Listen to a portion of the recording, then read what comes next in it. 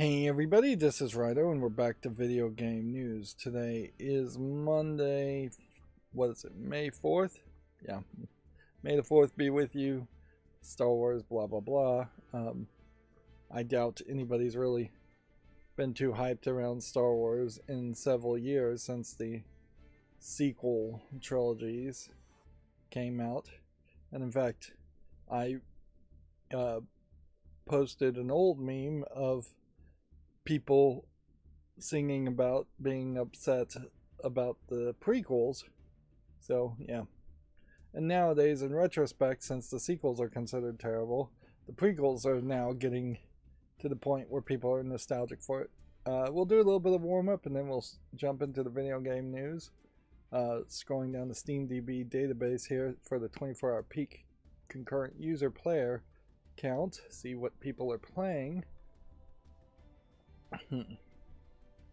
Yeah, any Star Wars nowadays that even people enjoy is often its own separate Disney Plus TV show.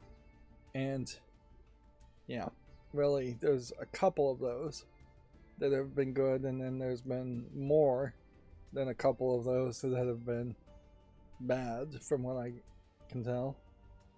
I'm fairly glad I never really was a Star Wars fan.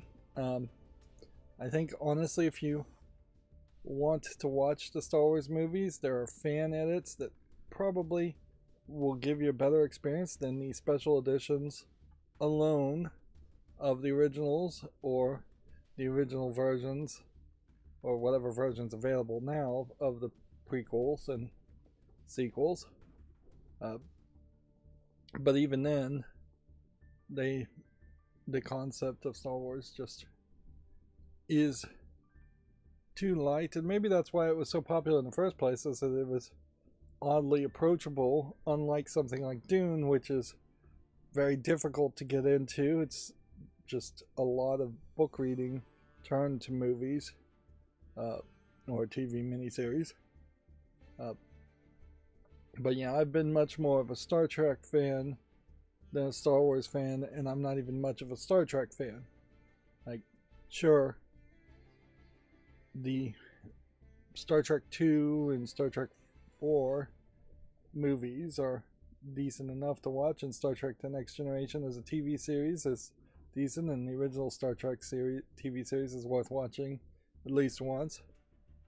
But that's kind of where it ends for me too. I've seen everything else, with perhaps the exception of I've missed a few episodes of maybe Deep Space Nine and Voyager. But yeah, actually probably every series after The Next Generation I've probably missed a decent number of episodes, because there's just not that much into it.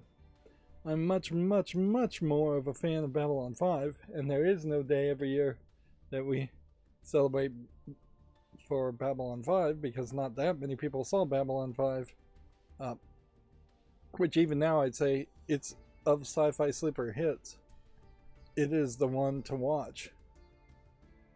I was watching, and this is an interesting point to make, a YouTuber talk about how TV had really changed into these dragged out, well, no, TV used to be a lot more dragged out. This was a video reviewing Warehouse 13, another series that is decent as far as one of the Sci-Fi Channel shows, but ends pretty poorly and doesn't really have a good overall arc for its roughly 4.25 seasons.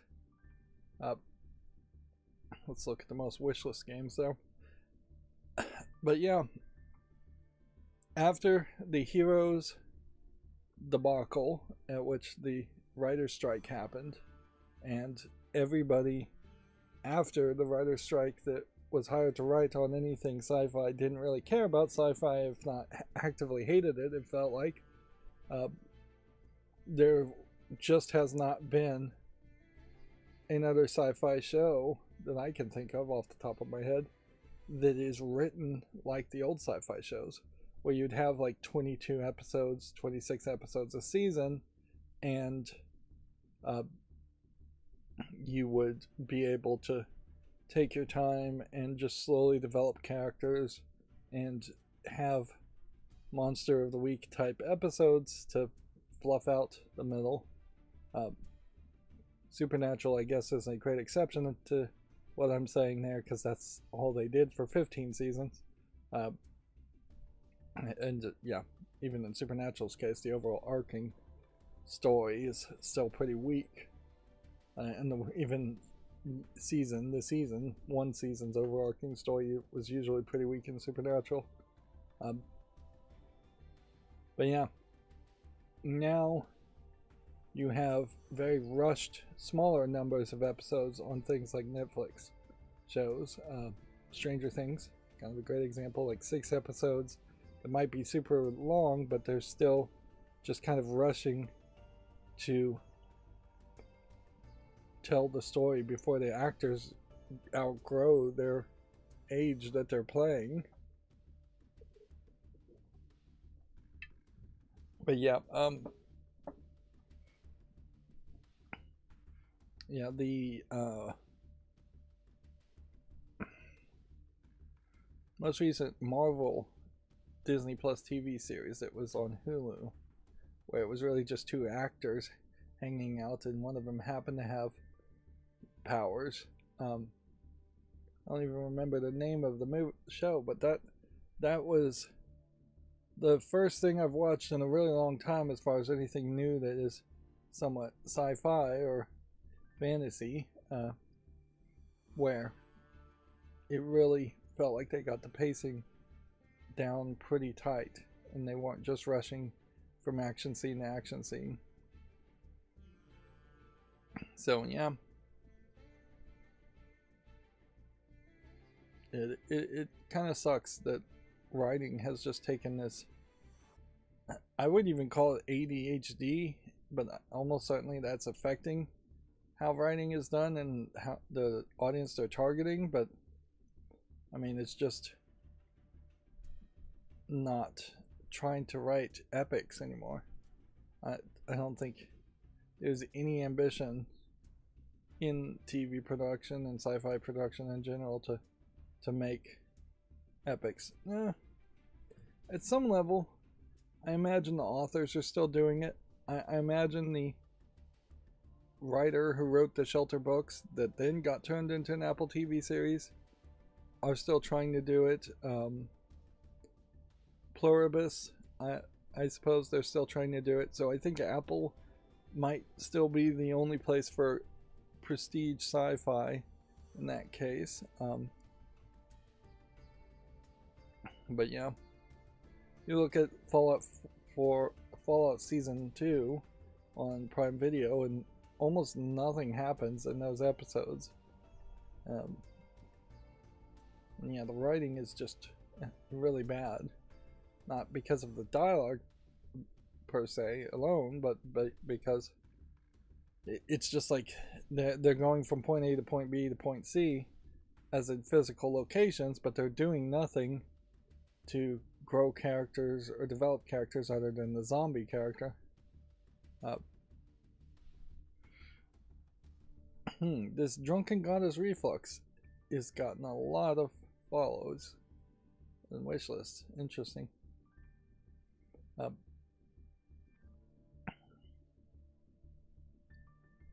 So yeah, I don't know why I really got into that conversation there, because it's not like I've even been watching a lot of TV over the weekend. I've been playing a ton of Blueprints, and I would say it's fairly hard to know how much more secrets are in the game.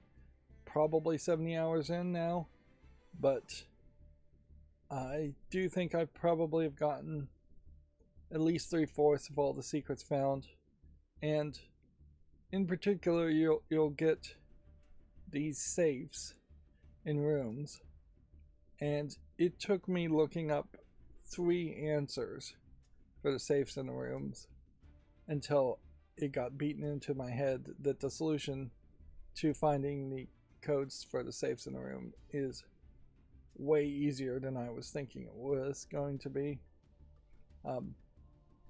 It is kind of ridiculous how much I was thinking you have to go to different rooms or you have to find something in a book. The game really encourages you, I think, to overthink a lot of it.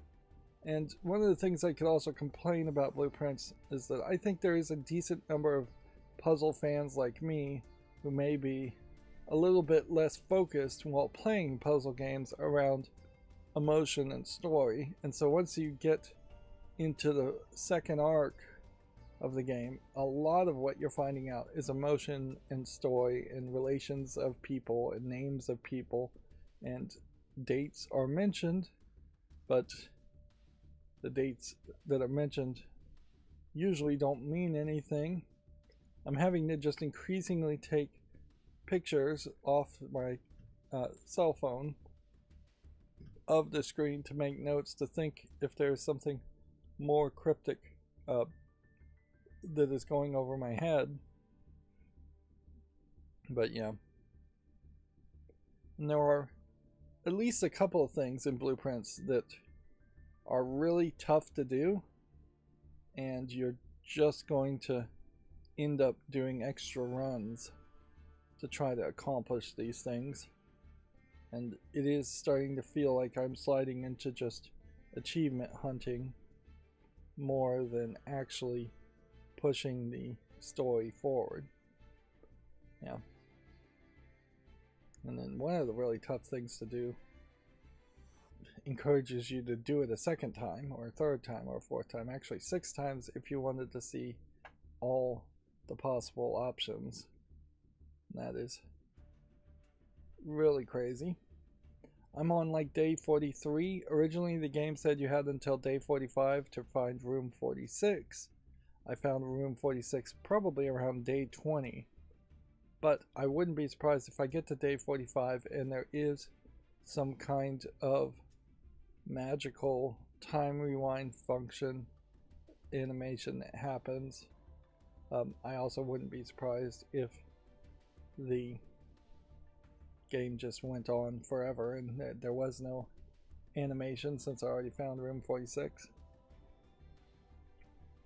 For a lot of people, just getting to room 46 and getting the credits probably is where people are going to start to think about stopping the game, and you are going to miss about half the secrets in the game and half of the things to be seen in the game if that was the case. It is amazing how much content is just outside of what you're told to do, and I do think that there probably should be a little bit better guiding of the player, as far as if the game just told you what percentage of unlocks you found, like the witness did. That would be very helpful, just in the save file. But yeah, I imagine by this time next week it would be strange if I was still playing Blueprints. Now weirdly, I am now in this position where I'm not super hyped around the idea of going back and playing Resident Evil 2 Remake and continuing that playthrough. I half suspect it might just be better to burn the footage of the second playthrough and in the series with just the credits from the first playthrough, which is what I imagine content creators might very well do. Also, I'm not really scheduling anything, so it kind of makes sense to make a special effort to go and schedule Blueprints and then also schedule some of the backlog things and get more videos coming out to hopefully get more watch time. It's funny, I'm probably getting decent amounts of subscribers considering I'm not putting out any videos. But that pace doesn't really work for me. I don't think, not at all. It might work in the future if I just found a way to really slow down. But then that would also mean I was just playing less games in total.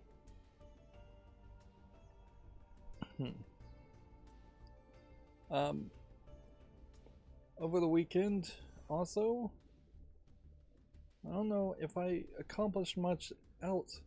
I got a slick deals for some Bluetooth RGB wall corner lighting LED floor lamps.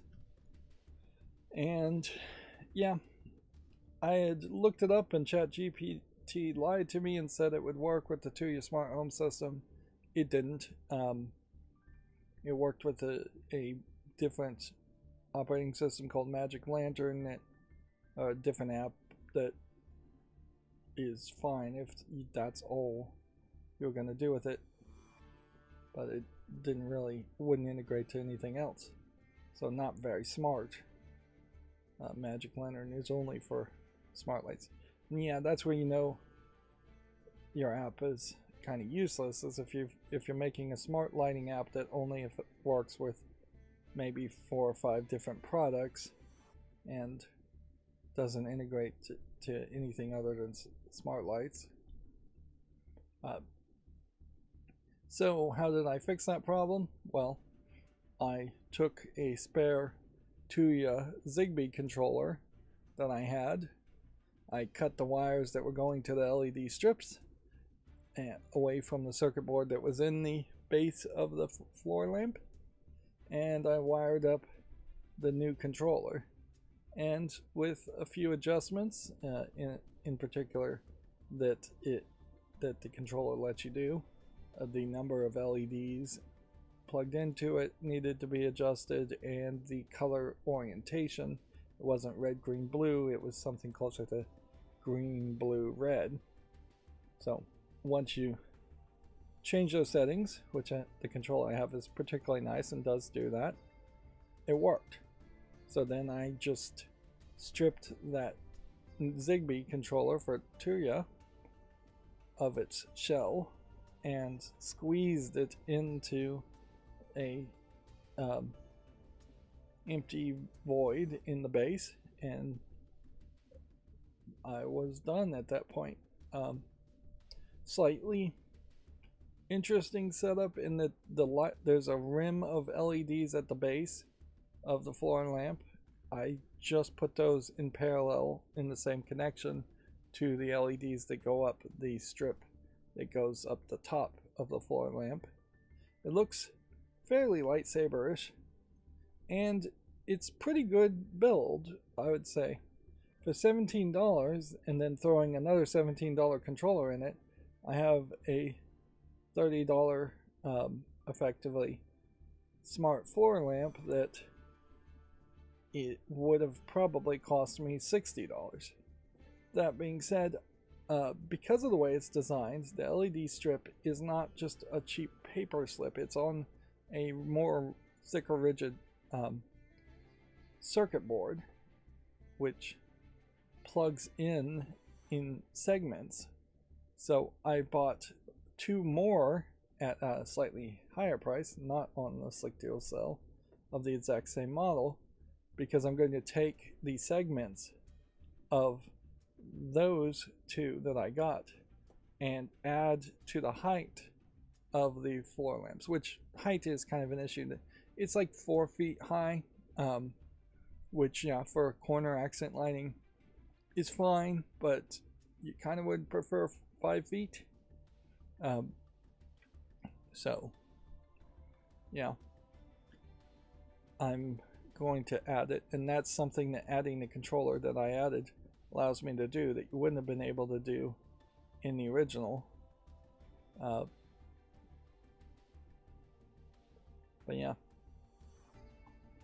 pretty quick and easy project, since it was just cutting wires and connecting wires and squeezing it in, which It was kind of tight. The 2-year controller is fairly big, and the fact that there's a huge amount of void space in the base is mostly because there's also a very heavy weight in the base that's taking up a lot of that space. So I just barely squeezed it in, although I could have probably done some surgery and cut out a plastic fin and had plenty of room there. In fact, the thing I struggled with more was getting the wires. It's not like there was a ton of extra wires. So I'm going to do the same thing I did before 3 more times, the 3 more of the exact same lights, thus lights in every corner. And with that, I am going to get better at the process each time as far as a project. Now, it's not inherently lost on me that I'm doing a fun project here and not doing any of the projects I'm not really interested in, such as cleaning and decluttering my house, which I haven't done any of that in a couple weeks. The vacation continues, or building my new computer, which really should do. Even playing Blueprints, there are times when the audio is crashing and the audio feels like it's slowing down, and I cannot be 100% certain that is the fault of Blueprints in Unity, or if that is the fault of my old computer, which I'm streaming from now. But yeah, I need to get back to those projects. I'm doing little things here and there still. Probably did too much this morning, in particular. Just doing a little bit of cleaning and laundry is going to potentially make me fairly exhausted, and as such, I may find myself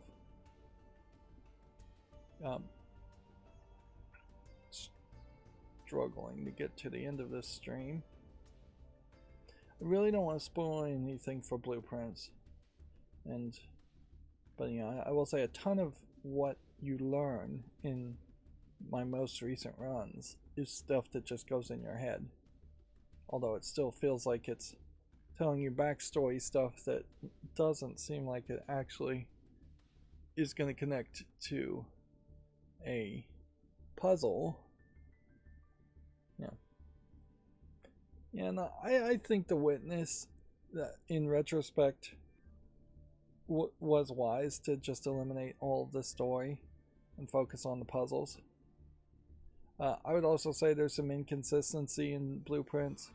The safes I talked about, one of the safes has a completely different way it's solved, and that's just like incredibly crazy and inconsistent that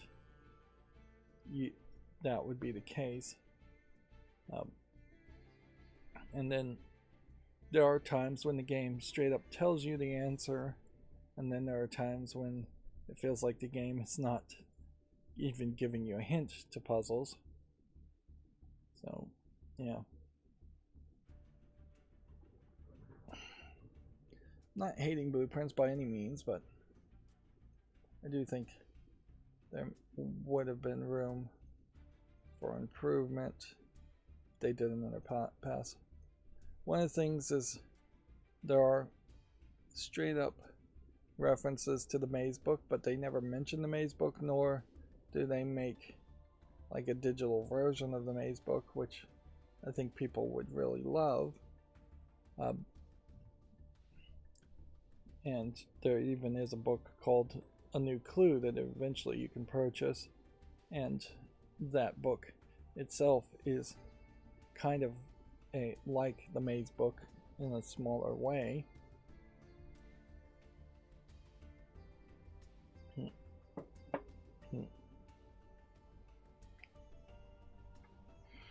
I guess it's not too spoily to say, if you can get the Super Sledgehammer, I don't know what they really call it, and if you can get the Burning Laser, Burning Glass is what it's actually called, you should probably get those and have them very often, because there are many places where those items can be used that you may not really know and realize they can be used. And since both of those items require the workshop to be crafted, you're not just going to have them conveniently on you unless you're planning ahead for it. And so that is a little spoily, but I think that would be helpful, because there still are places where I am struggling to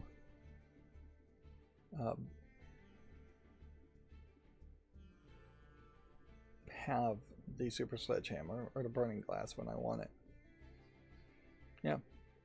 Pokemon TCG Pocket has its new expansion out. There's a bunch of new solo stuff that I'm trying to catch up on.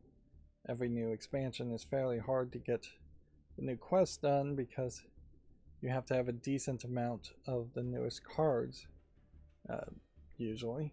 And I did not have a decent amount of the newest cards as a free-to-play player. Otherwise, there's kind of nothing to do in Pokemon TCG Pocket that's worth my time. I could play against other humans, and maybe that would get me a little bit of resources, but I don't think it would get me enough. Yeah. Still playing Memento Mori with their 3.5-year anniversary. And yeah, I guess at 44, Memento Mori is still doing strong enough, particularly from this new normal that exists around gacha games, which is getting even $1 million a month, is still, I imagine, considered pretty good. I would start to get a little concerned with some of these games as far as them potentially running out of steam and being shut down. But a lot of it also has to do with just the developer of that game. Do they have something else that they can move on to? Are they still interested in making the game? Is there perhaps some bigger license that the mobile game is tied to, so it would be a matter of pride to keep it running? But yeah, the gacha industry seems worse each month as the economy gets worse. Yeah. There was a post on Reddit talking about how hard it is to get jobs these days. And I'll tell you, I think you might have to go back to something close to like 1997, maybe 2001. It was the last time that it was a good jobs market where people could get jobs without there being a real struggle around it. Yeah, to just get hired. Yeah. I guess that's all we need to say about the gacha thing. I also did a little bit of code programming in the wrong page with a Violent Monkey script, putting down the foundation for two things. One, for my macros to open the new news stories to be run via Violent Monkey scripts instead of through UI Vision, and two, to do a modification of this page. Inherently, I'm trying to make a script where it will add a little checkbox here for anything that starts Steam Community /ID, any page there, and the checkbox will make an array of the actual URLs of recently played games, and it will cycle through that array. Why would I want that? Well, in any gaming meetup, one of the things that's kind of hard to get people to know is what games people are playing. And it is a somewhat repetitive question. It's not a bad question though. If you're at a gamer meetup, walking up to people, what have you been playing? What are your favorite games? Things like that. But it sure would be nice if people could come up and just find their Steam profile on like a laptop or tablet and then type in their profile and add it to a slideshow where it would slide through them. And it's not just for gamer meetups too. You could have several presenters on a podcast, for instance, where on a screen behind you it would cycle between these different web pages, which would dynamically update it so it's not just a picture slideshow. And inherently, the recently played doesn't have to be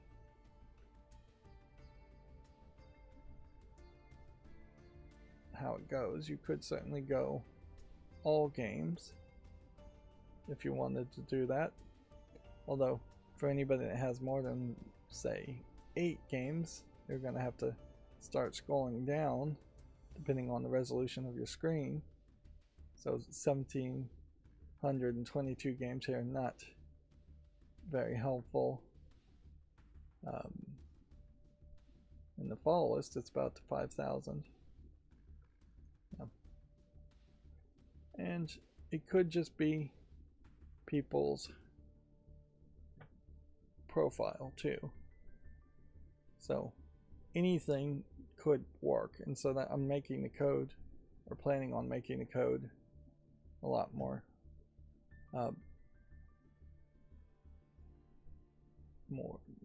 but visible and viable. It's funny, the number of games listed here is not in line with the number of games that we have. It was 1722, so that means that there are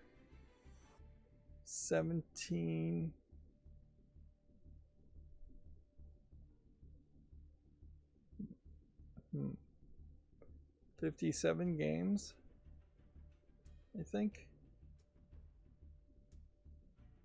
No, 77 games? Yeah, it looks like there are 77 games that are extra. That may be hidden games, frankly. Adult games. That would make sense. Of course, the problem with a meetup like this is that you're capable on a profile to basically put anything you want, and that could be a bit of a problem.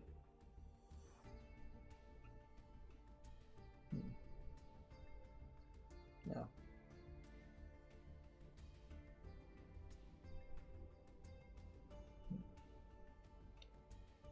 But yeah, the possibilities are high with that concept, and I will probably also program it so that if there's only 4 things in the array, it'll do a grid of 4 pages at once using frames, iframes or whatever. I think that will work fairly well too. Did want to hit the achievements on blueprints. Yeah, it's only a slight spoiler to say that there are parlor games in the parlor. You have to win 40 of them, and there are dartboard puzzles in the break room. You have to win 40 of them. You want to do that. Most of these are not going to be big spoilers for anything. I haven't unlocked this dare mode, and this very possibly is going to be a crazy mode and then reaching room 46 in 1 day, reaching room 46 in 1 hour. I don't know how you would really do that. And then there's a curse mode. And then there's an achievement for getting all the other achievements. When you look at the percentage of people who have accomplished these achievements, it's pretty low. Drafting sweepstakes is another thing that I'd have to go out of my way to do it. But yeah.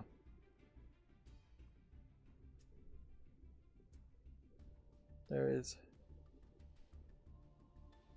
a decent possibility that I'm not going to get all the achievements on blueprints, and I'll be fine with that. If I don't, there's a decent possibility that I'll just stop playing the game and there still will be secrets, because there is totally a possibility that there's secrets that are not really that important, or just in weird ways not really connected. Your mother, Happy Mother's Day, is almost certainly a lewd game. Star Wars Lego, might as well grab it just to keep the collection complete. That is worth, I think, getting right now versus waiting next year to get it, although it might be even cheaper. Yeah. It is a defeatist attitude, but there is probably some real truth to it, that things are just going to be more expensive and probably stay more expensive, particularly Warner Brothers games. So I wouldn't be surprised if the latest Lego Star Wars game doesn't ever really drop below $14. No. Speaking of Lego, in the real world Lego sets, a Sega Genesis set has been announced. It's a much smaller scaled one, and it probably reflects that the NES set and probably the Atari set and the Pac-Man set all sold kind of badly. I imagine the NES set may have sold much better than the other two, but they were all very expensive sets and fairly big sets. So a $40 Sega Genesis Master System, heavily relying on the use of stickers at a very small scale. Like, the controllers you build in Lego for the Sega Genesis are not going to feel like Sega Genesis controllers, which are actually much bigger than the NES controllers were. So yeah, it might be getting very much into that middle ground when you get to the models of Lego, and that if they go too small, if they aren't a Lego Ideas, very expensive, lots of pieces, lots of tiny pieces type design, then they just look bad. It's too blocky, it's too square, it's just too much of the spirits of what the model should look like versus the actuality of what the model should look like.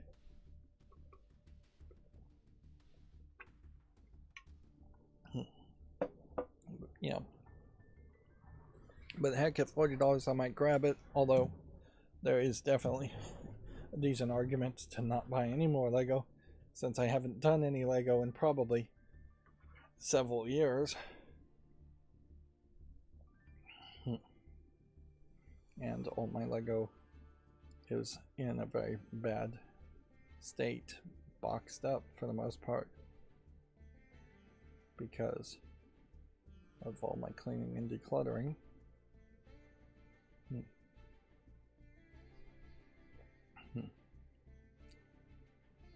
Let's see. So, Heroes of Might and Magic Golden Era, I think, is in early access, but I did want to see if the excitement for it is still going high. Invincible is at 76%, mostly positive. It's sprung up from the initial negative start.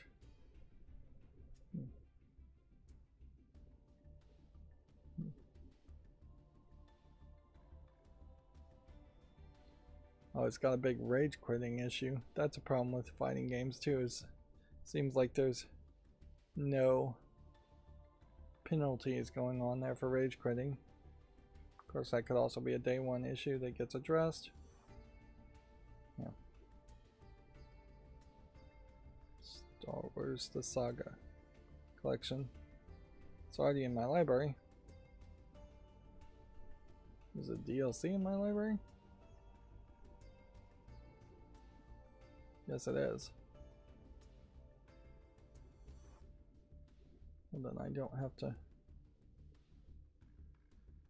worry about that. I don't think.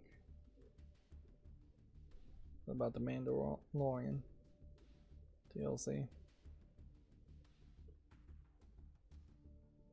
I think I probably own all of it. Add all to the cart. Let's just see. Already own it, already own it, already own it, already own it, already own it, already own it, already own it, already own it, already own it. Remove all items. Paradox Interactive Publisher Sale on May the 4th. Very different types of games, none of which I think I would ever really play. Including Prison Architect, which I already own.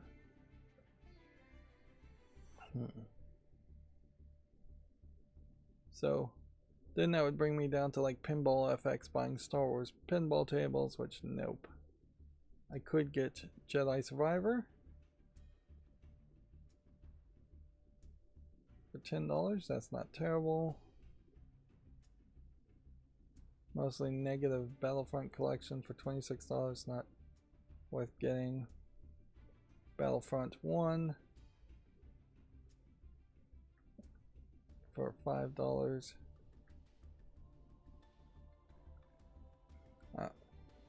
Yeah, I started this episode saying I'm not much of a Star Wars fan, and then you get the whole list of Star Wars things I own, and yeah, there is a disconnect there.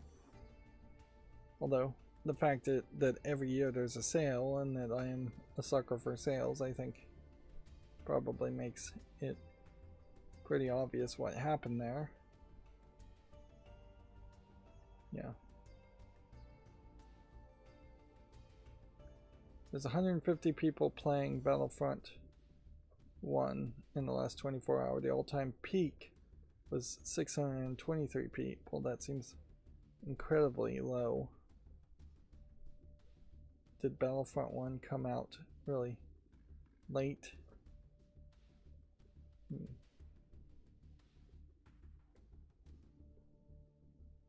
Yeah. I think it's hard to justify getting this.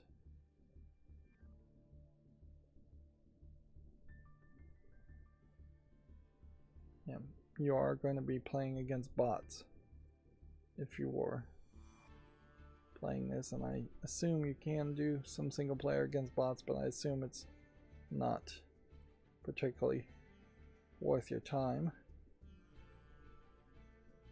And then Jedi Survivor was a game I was a little bit more hyped about, but when it came out a couple of years ago, it's not that old. It is kind of amazing that it's fallen down to $10.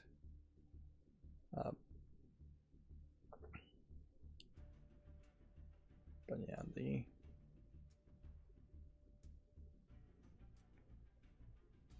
deluxe edition still would be $22,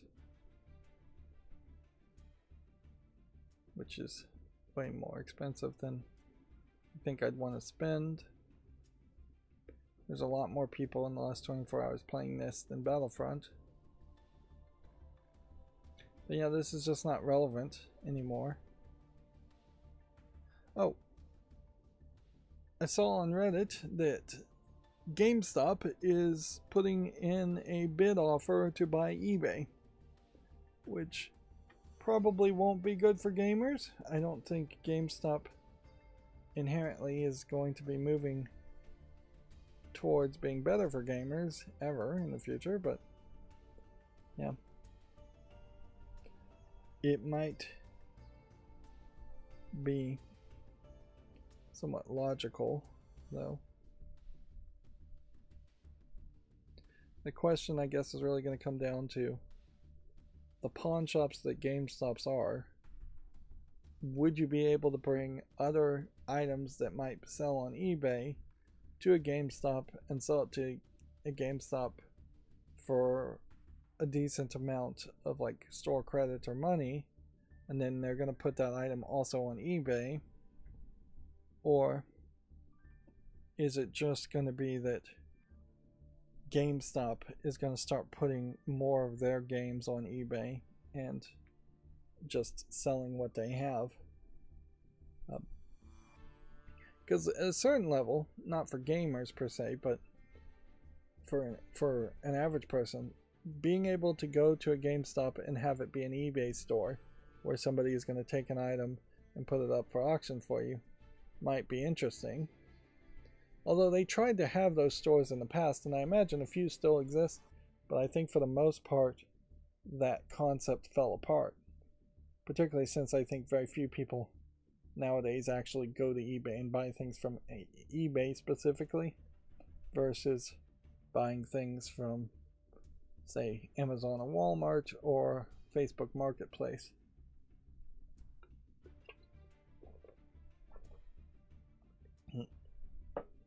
And yeah, if GameStop bought eBay, Stripe is the company that I think owns the eBay now. So unless GameStop actually bought Stripe, that might make a big change if that happened. So yeah, anytime there's an acquisition attempt like this, you kind of have to assume it's just going to go through, and you kind of have to assume things are going to get worse and not better. But we can always hope. Like we can always hope that there will someday be some Steam Decks refurbed to buy.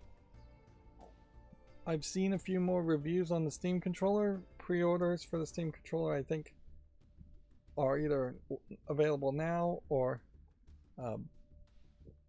not too far from now in just a few hours.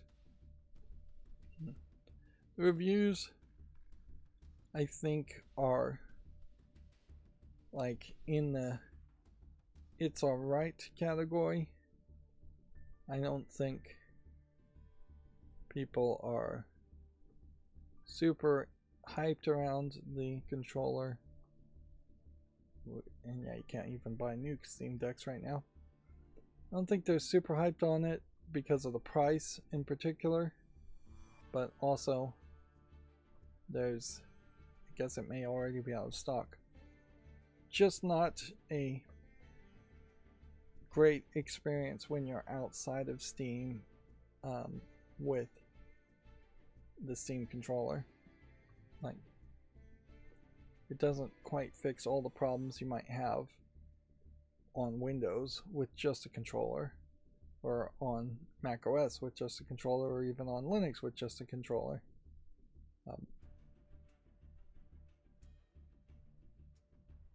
And that may be less of a problem for the Steam controller specifically, and just a problem for any controller, is that none of these operating systems really have ways built in that you can log in and you can type in and pop up a keyboard. Yeah, I feel like it's probably about 50-50 as far as people who even like the grips that activate the motion controller and these L4 and L5 grips. So the new things that this controller has that other things may not have, of the potential 8 inputs between the touchpad, the two grips, and then the grip sense detector. Only the touchpads are getting really good praise.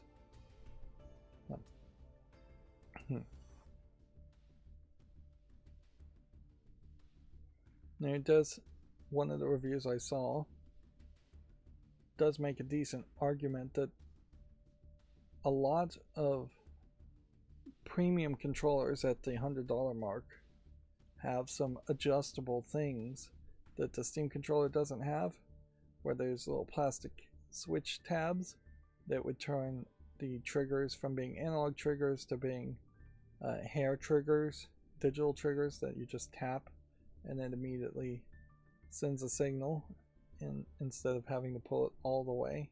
So you could adjust the throw. Yeah. And yeah, that would certainly be nice if there was just like little adjustment nuts. You took a little Allen wrench or a hex key and stuck it in the sides of different holes of the Steam controller, and you could adjust tension and throw distance. Some premium controllers have a switch that would indent the grip buttons if you don't want to use them and disable them. There is a premium controller where there is a tension adjusting ring on the analog stick where the outer ring twists and it increases the tension or decreases the tension.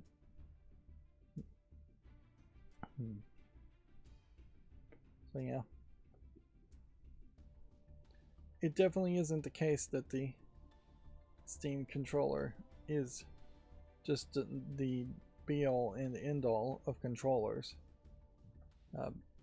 And connectivity things are cool and all, but most connectivity protocols work perfectly fine, so it's not like you can feel that much of a difference from one good wireless controller versus another wireless controller that's good. A bad wireless controller, you can feel the difference too. One of the most exciting things about the Steam controller for me would be just that the buttons compared to the Steam Deck are slightly bigger, so the controller itself just feels a little bit more beefy, a little bit more for adult hands, which that is exciting. On my Steam Deck, the X button has the tendency to stick, and I've never played enough on the Steam Deck to wear it down to get it to stop sticking. So I'd hope that that quality issue was unique to me, although I'm pretty sure it wasn't, and it's not a quality issue on the controller. Other premium controllers also have the ability to take off the faceplate, either to have a swappable faceplate or to swap out the A, B, and the X, Y buttons if you so wish. In the case of games, though, that would be pretty stupid to swap out the buttons, because there's basically no games out there that would have that layout where it's BA YX, except for Japanese, probably Nintendo games, and in that case Steam should just make a Japanese exclusive version where the buttons are swapped. And certainly in the software you can remap all the buttons anyways. Which that's all just a long way of saying it's out of stock, and I don't think anybody really needs to buy them right now. If they tell us a number as far as how many units sold of the controllers, that probably is the exact number of Steam machines that they were hoping to sell in the first run. Because I imagine these controllers are straight up the controllers that were going to be added to Steam machines that are now not being built. Although it might be that there's a warehouse of extra controllers for Steam machines, and whatever number they said they might sell of the controllers alone Might be an indicator of just how much surplus controllers they ordered.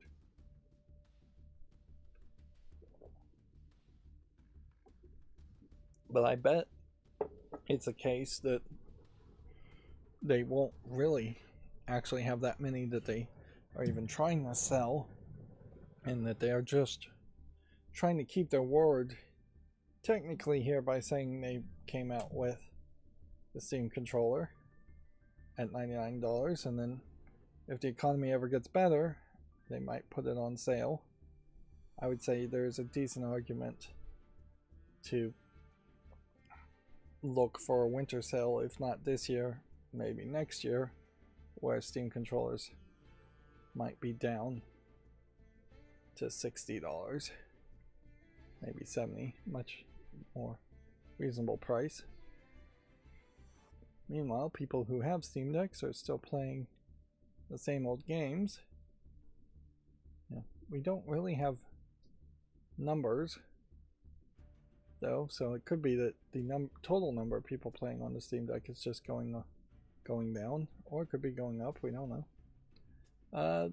Apparently Capcom, this I would put in the rumor category, but I heard a rumor that Capcom is saying Pragmata is so successful that now they are considering a sequel, which shouldn't have been considering a sequel before that point, but maybe now they're more seriously considering a sequel. It's a shame more people didn't talk about Mouse PI for Hire. Seems to be a fine game for a boomer shooter type game. But yeah, there's probably a fairly decent number of games that are not getting talked about because people are just playing them and then not really covering them. Of course, the big problem there too is I really don't have a great number of video gamers that I follow anyways on YouTube or anything else. So there is definitely a possibility that more of these games are getting talked about. If Pragmata can have a sequel, it does mean the story is not completely wrapped up at the end of the game, but I imagine any game would probably leave room for a sequel. The concern certainly here is if Pragmata is a daughter raising simulator.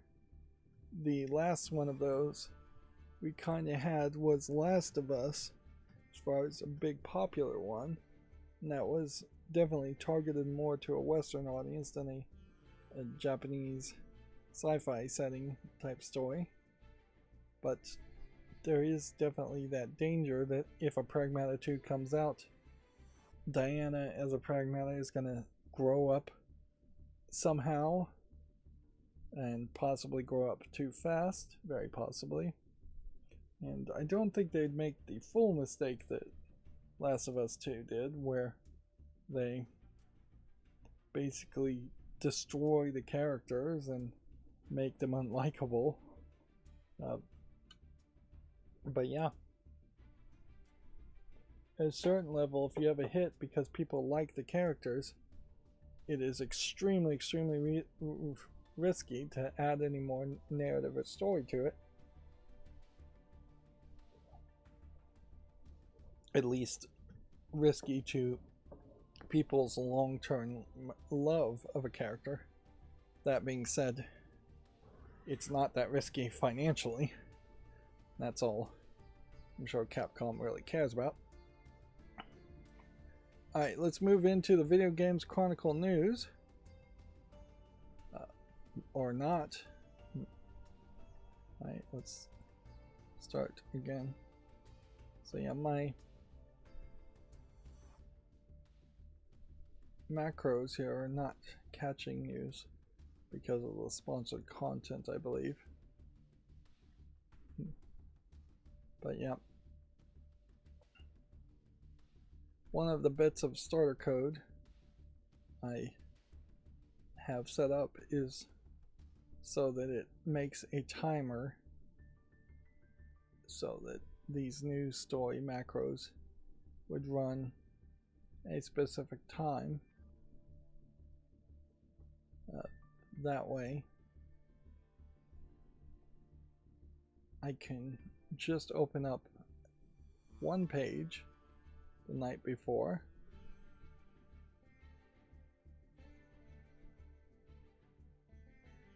and it'll wait until like 6 in the morning, 10 in the morning, something like that. 10 in the morning sounds about right. Then it can start the macro to open the news articles that have been published before that time, 10 in the morning in this case. And yeah, instead of potentially running the macro at like 4 or 5 in the morning when there might be several articles published early morning on a Monday or early morning in general.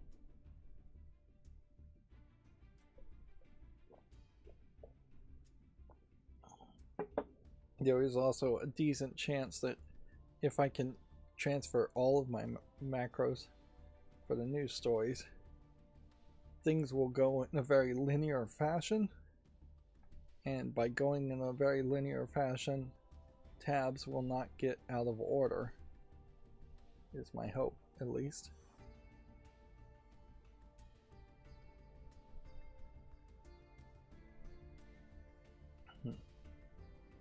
Alright, so we talked about this one before. Resident Evil Requiem players mostly chose third person with Leon, but were less decisive with Grace. Microsoft Xbox mode hits Windows 11's PC today. Windows PC users can now boot into Xbox mode for controller-focused full-screen experience starting today. Remember, they made that for the RG Xbox Ally X device. I don't know if it is 100% still doable though. Like, as far as can you actually log into Windows if from a cold boot with a controller and go directly into Xbox mode from a cold boot? Can you do that from the install process so you never need a keyboard or mouse? And if there's some weirdness that happens, can you get out of that weirdness without a keyboard and mouse? Those are all the concerns. And even at that, you're still just running Windows 11, even if it looks different or even performs a little bit better. Yeah, the ROG Xbox Ally is rolling out improvements to make docked play more like an Xbox console experience. And this is the first time we've had any news about the ROG Xbox Ally, which there was a couple models of that, and one was worse than the other based on the CPU in it. And the ROG Xbox Ally was a little bit more expensive than the Steam Deck. Well, it might be more powerful than the Steam Deck. It also wasn't adopted and talked about anywhere as much. People are still talking about the Steam Deck fairly frequently online on YouTube. Nobody has talked about that Xbox Ally in months. May's game release dates. The biggest games releasing this month. Let's see. Mixtape, Directive 8020, Subnautica 2 Early Access, Forza Horizon 6, Yoshi and the Mysterious Book, Lego Batman, Legacy of the Dark Knight. So there is a whole nother Lego game about to come out. 007 First Light. Also. So Lego revealed the Sega Genesis / Mega Drive console, bringing 479 bricks of retro charm this summer. So yeah, fairly small number of bricks there too. Usually you're looking closer to 2,000 to 3,000 Lego bricks in a expensive, more adult set. Yeah, you can see it in the quality here. The A bigger set would have had the D-pad be multiple bricks and not just a print or sticker on a round brick. The buttons would be more spaced out, and the controllers themselves would be much closer to actual scale. This is, for scale, a standard A4 notebook, I would imagine. So your standard notebook size, which really goes to show how tiny it is. Now, does that really matter in this case? That's going to come up to each individual's opinion. Like, there's definitely some roughness to be seen from the edges and the pieces. And these black pieces are going to hold fingerprints like crazy. And then there's stickers here. But the thing about the Sega Genesis / Mega Drive is it was a pretty boring looking black box. It wasn't as boxy as the NES. In fact, it looked way cooler than the NES's original form factor. But yeah, physical hardware design was not very fancy back in the 80s. So if this was at a higher scale, you would have just tons of black bricks that would be side to side with no detail, nothing visually interesting to look at it. And you get a little Easter eggs, you get a cartridge, and then under some of this there's a hidden Sonic image. But there is no Sega CD attachment that's been announced. Although that would kind of make sense if you started at $40 and then another $40 for the Sega CD attachment to go to it. Although then that's hard to believe Lego would really do that, but maybe. There is no 32-bit Sonic and Knuckles attachment hardware. I forget what that was. This is the Sega Genesis Mega Drive. The Master System was what took it up to 32-bit graphics and plugged into a 16-bit port. There's all kinds of accessories for the Sega Genesis. Weirdly, I think there was a zapper, but I don't know if there were that many games for it. There may not have actually been a gun zapper at all for the Mega Drive. And yeah, Sega CD felt like it had about 26 games in total that ever came out for it as an attachment.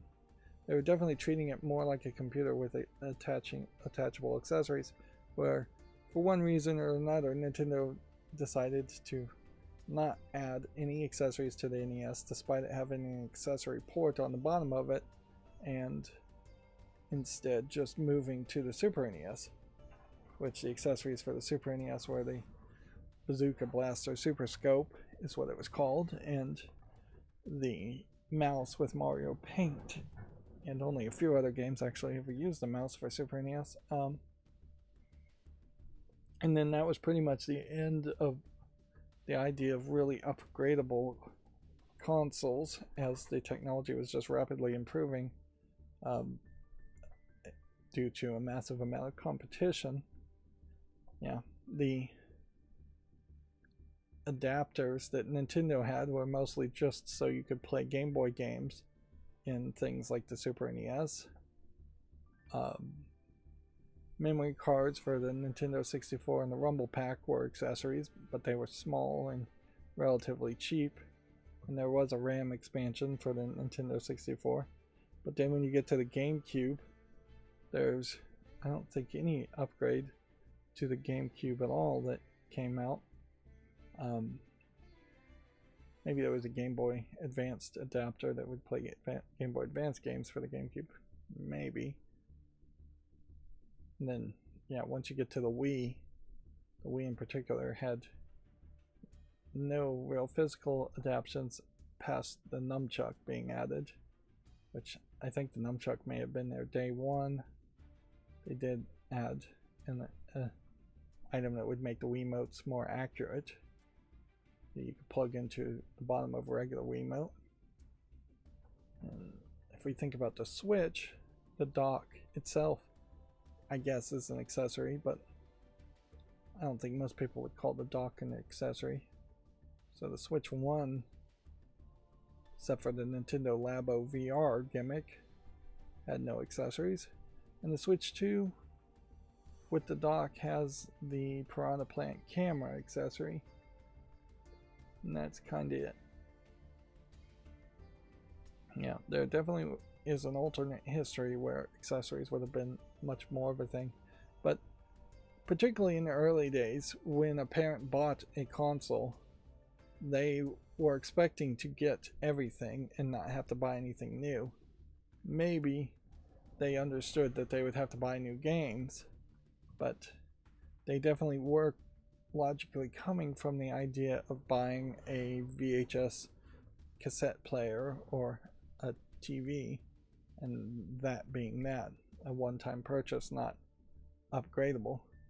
It's probably what hurt the adoption of PC in general in the early years, is that there was just a lot of ways in which you could add more things to a PC, whether you're doing it for gaming or otherwise.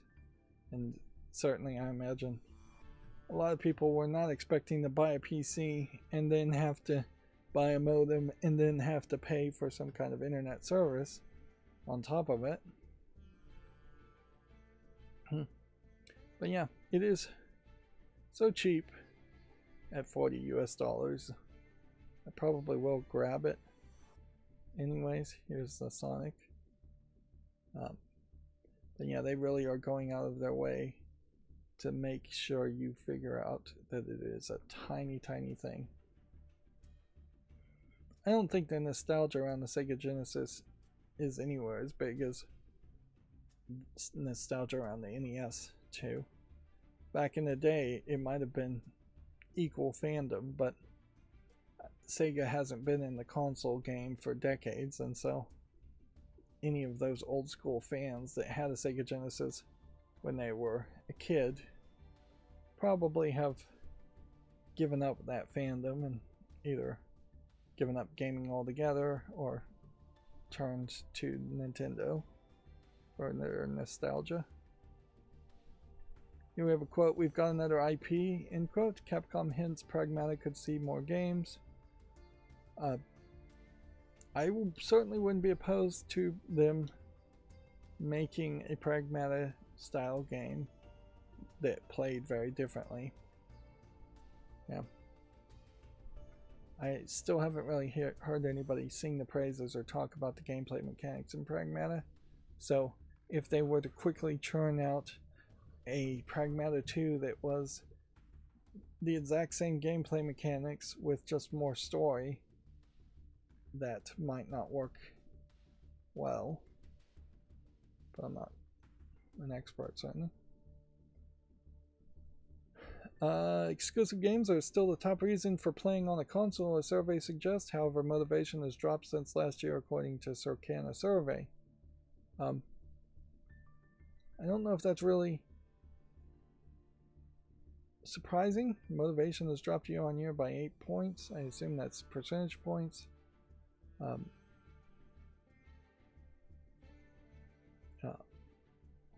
I don't know any other reason why you would play something on a console specifically, like if you had PC as an option. That being said, I struggle to name too many console exclusives that are really worth playing in the past couple of years, because they haven't been particularly good. Nintendo's exclusives, Donkey Kong Bonanza, probably not enough to convince a lot of people to get a Switch 2 or Switch and play it. I don't think there's been a Microsoft exclusive that has convinced people to buy Microsoft consoles in a long time, and I don't think there's been anything from PlayStation. The chances are that in the next couple of years, PlayStation will have exclusives that would push people to play on a PlayStation again, but I don't really have a lot of faith Microsoft can pull that trick off, and Nintendo probably will come out with another exclusive or two to keep people playing on the Switch. Let's see. Halo Studios is, quote, actively developing remakes of Halo 2 and Halo 3, it's being claimed. So, this is perhaps not a good quote to use in this case, when it is also a rumor.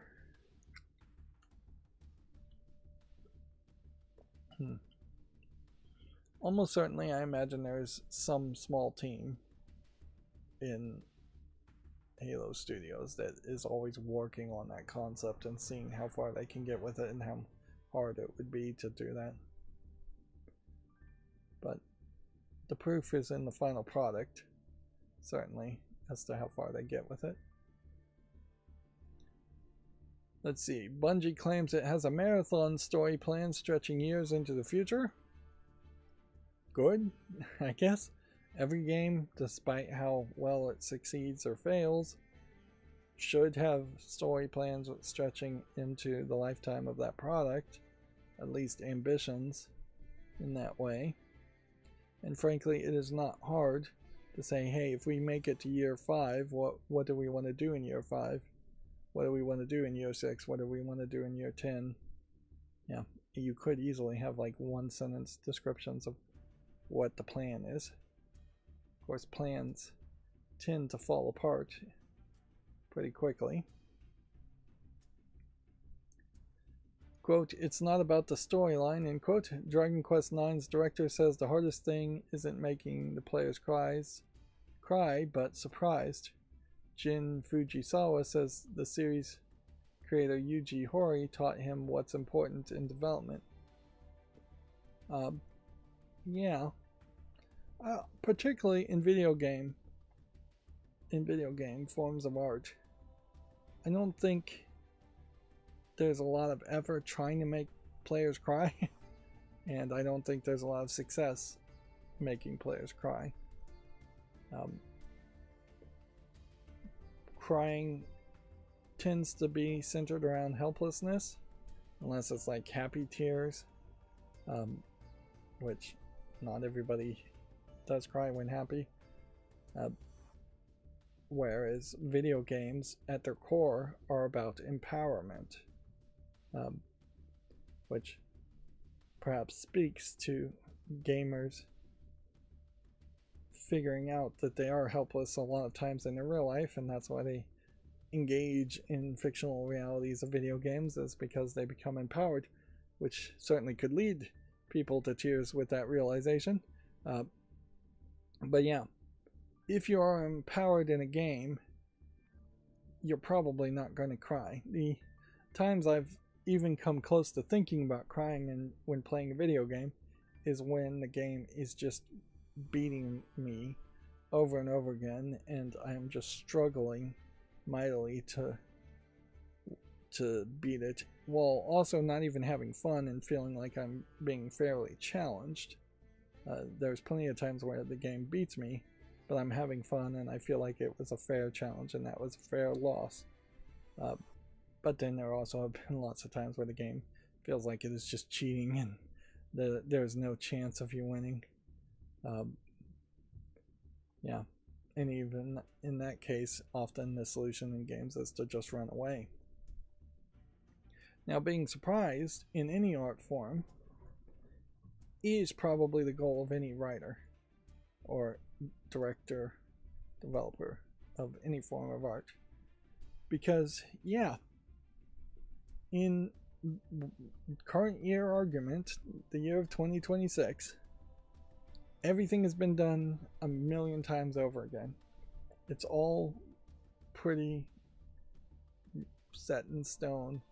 It's all pretty predictable for most stories being told.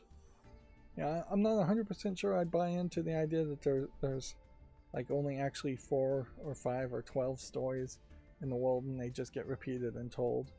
But there are plenty of people who read the same books, the hero's journey and movie making books and story writing books, and they get the exact same instructions and recipe and they just do that to death over and over again. So yeah, I very often find myself not surprised by art that leads me to just not be super impressed by art because it's just been done before.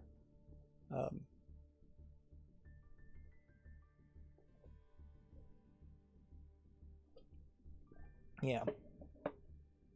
And certainly that was one thing that pushed me to watching anime back in my otaku days more, is because what was on extended cable, I didn't have like premium cable HBO back then or anything like that, but what was on extended cable was a ton of TV in the time that was all very bland and generic, and it was just the same stories and the same experiences.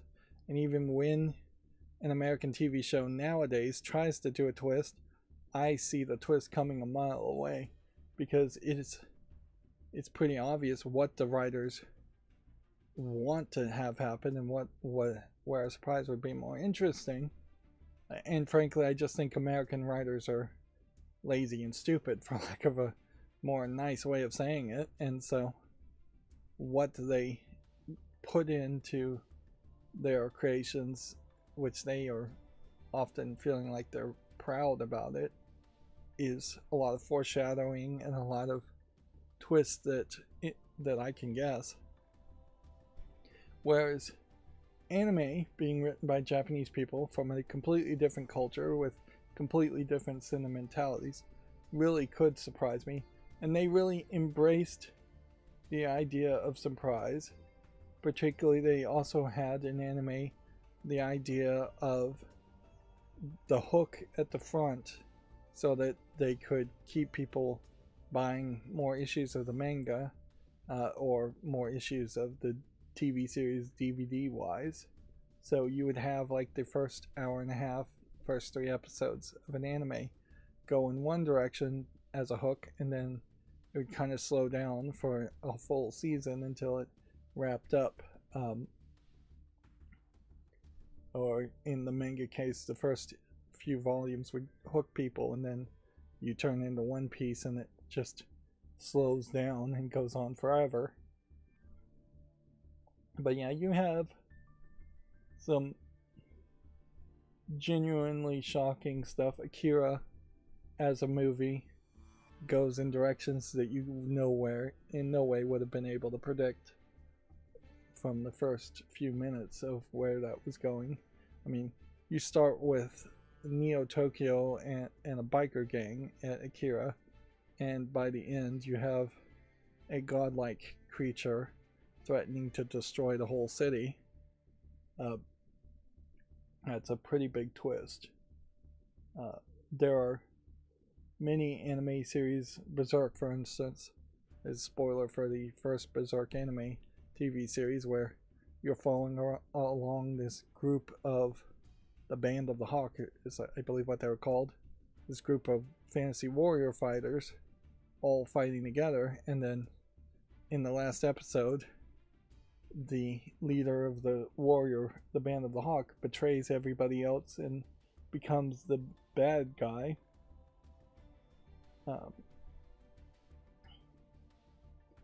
And yeah, you have all kinds of sci-fi twists for anime shows. There's Trigun has a pretty good twist in the end, and sometimes it is just people pulling twists out of their butt at the last second because the manga got canceled, because the anime TV series got canceled. But it's usually crazy and surprising. Yeah.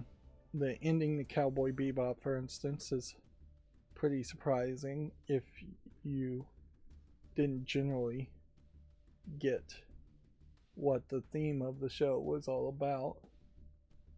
Of course, anime also gives you the ability to tell a lot more sci-fi stories and crazy stuff, whereas live action shows are less believable. Of course, that's not a problem with video games. If anything, compared to anime, twists and surprises, there's still just not enough twists and surprises in video games. And I think there's probably too much of a leaning on Final Fantasy XIII's Sephiroth kills one of your characters off twist and surprises. Which, yeah, that is by far the biggest twist and surprise in video games. Whereas, yeah, surprising people in video games doesn't really happen as much as probably should. Yeah, I don't know why I'm rambling about this so much though, as I'm gonna start running out of energy before I even get to the Gamatsu articles at this rate. Fallout's co-creator, or one of them, has a YouTube channel, and I'm subscribed to it, but I actually don't watch any of his videos, so I probably should unsubscribe. But yeah, he talks about game development. I think it's Tim Kaine, but he's also probably not that wise as far as game development, because his knowledge may be extremely dated, really, to the original Fallout game and this second Fallout game, which, yeah, that's only going to help you so much if you take his wisdom and try to apply it to making a Fallout 5 or any other kind of modern game. Anyways, he says some players are told by influencers what to think rather than forming their own opinions. Almost certainly true. Probably true. Like, for how many people, I don't know. But yeah, there are a lot of empty-brained people out there that just listen to influencers. It's always been that way. It's basically what religion is.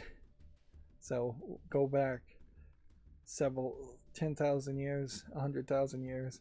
It's the same. Is that humans are a sociable creature, and the vast majority of them have a personality designed to follow others and not think for themselves. So yeah,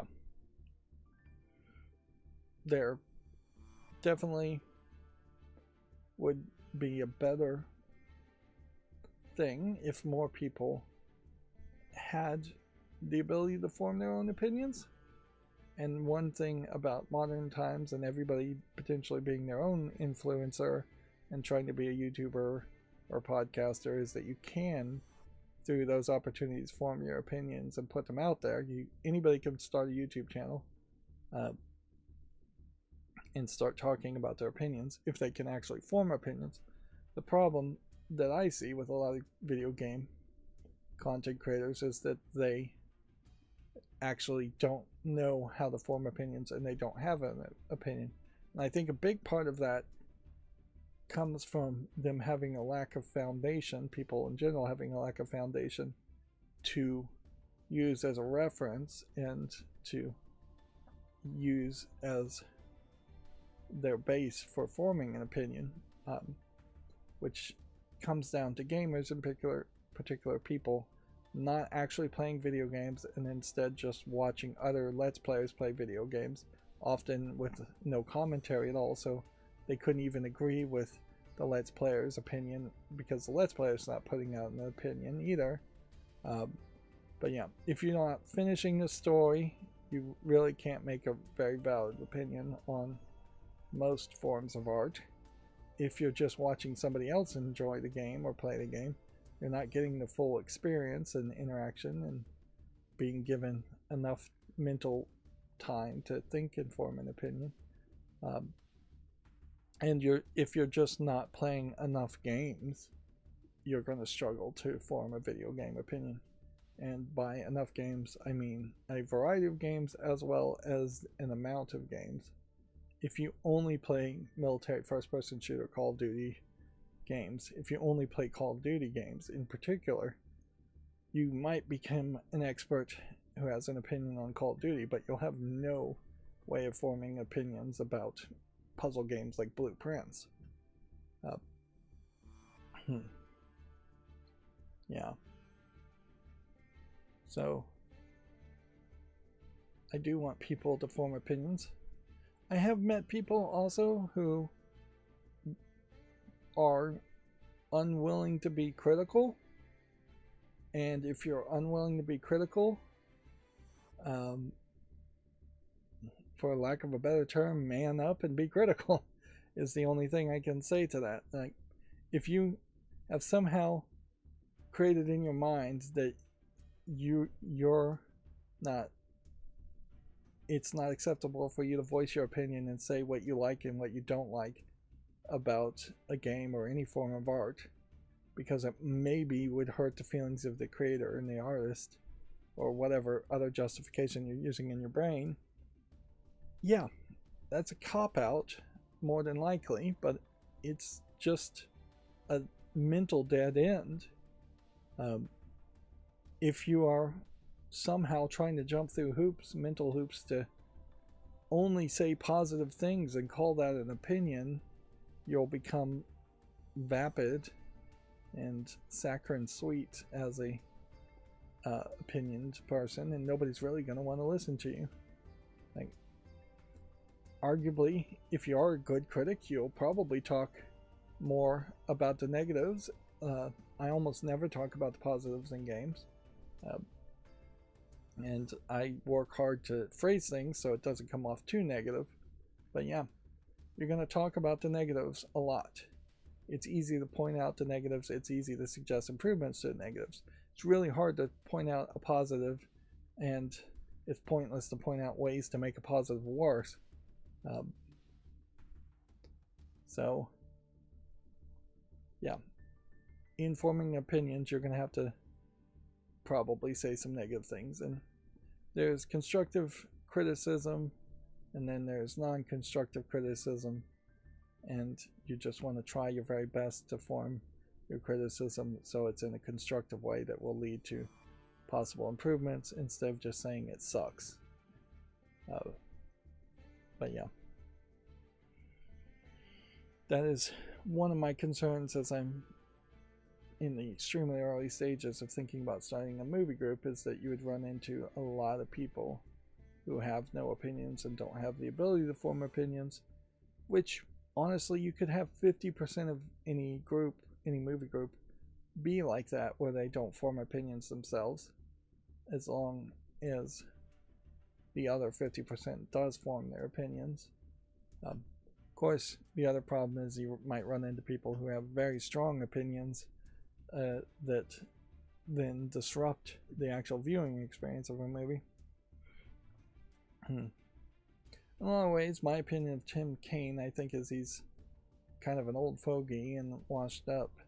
That's why he has a YouTube channel instead of actually just working in the game industry and being too busy to have a YouTube channel.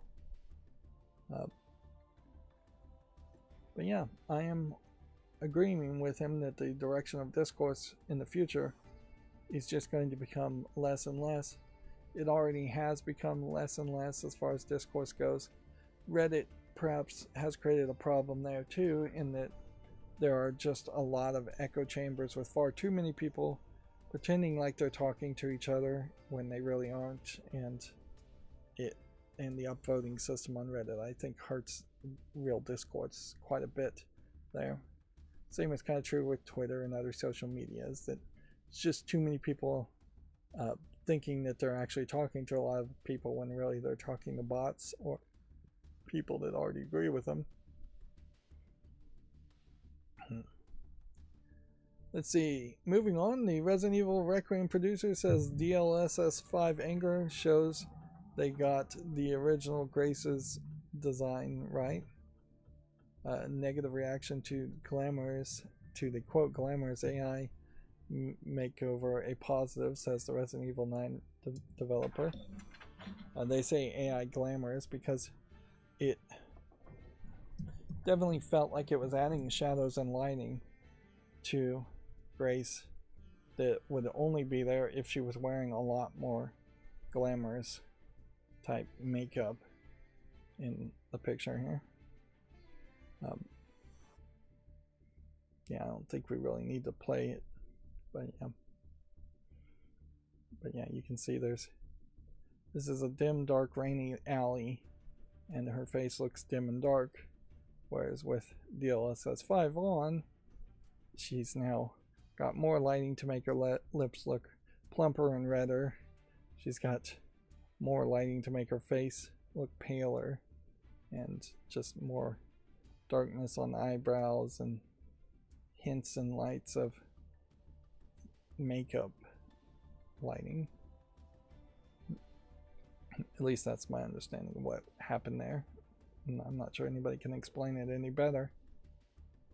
So it is kind of interesting to see a Japanese developer come out and say, hey, we probably didn't want DLSS 5 in the first place. It was forced onto us by some higher ups, by NVIDIA, and we're happy for the pushback because now we don't have to implement it.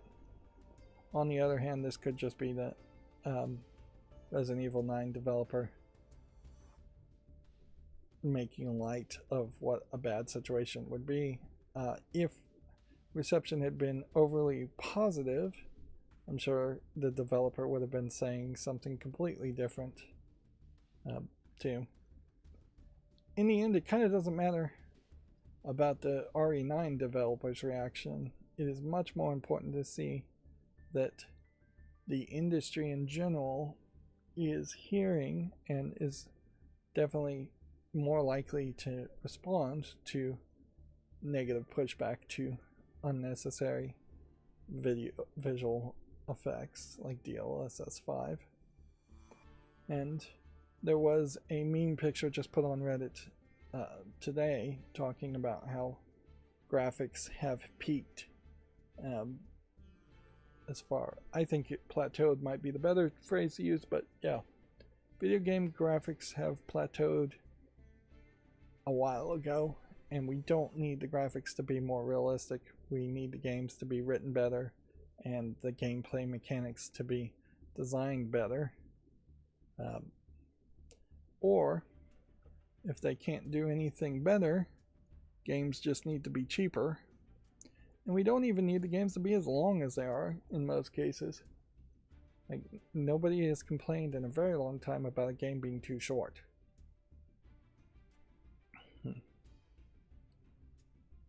see. A indie dev says Steam is blocking their game for IP infringement even though it's their own IP. They now say they can't afford the lawyer's letter explaining why it's allowed. Well, your company is probably in dire financial straits if you can't pay for even a lawyer.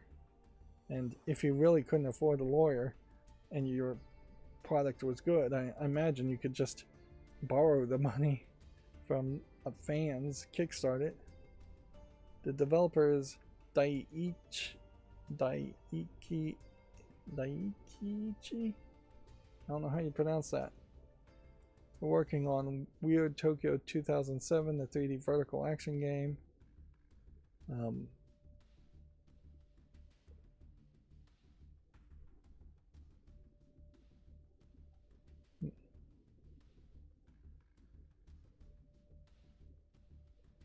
This is a situation where maybe the pressure will have Steam come in and say, oh, we made a mistake. But this might also very well be the case that Steam just feels like Wired Tokyo is a garbage game.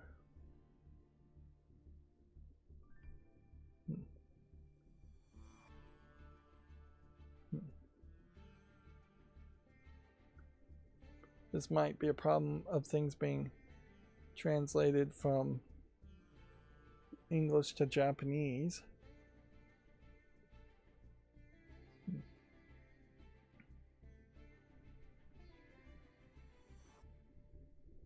Dino Stone might be a Hearthstone IP complaint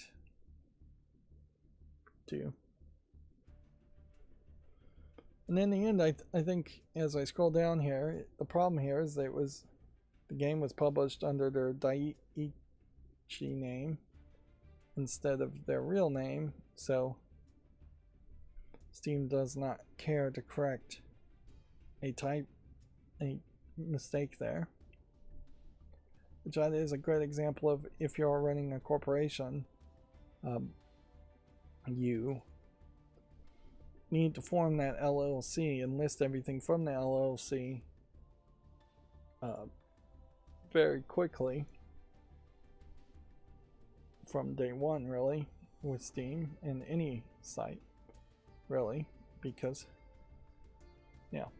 publishing under 2 different developer names or 2 different publisher names is probably something that pisses off Valve and Steam employees quite a bit, because it confuses the issue. It's potentially a money laundering issue and just accurate business records issue.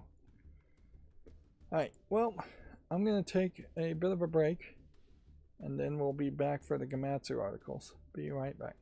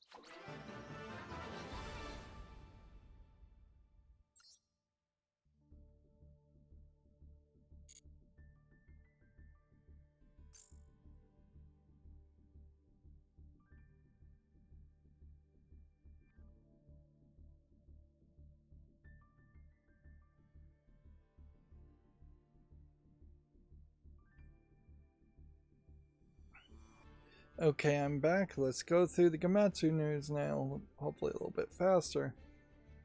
Forza Horizon 6 has gone gold. You can preload is now available. Yeah.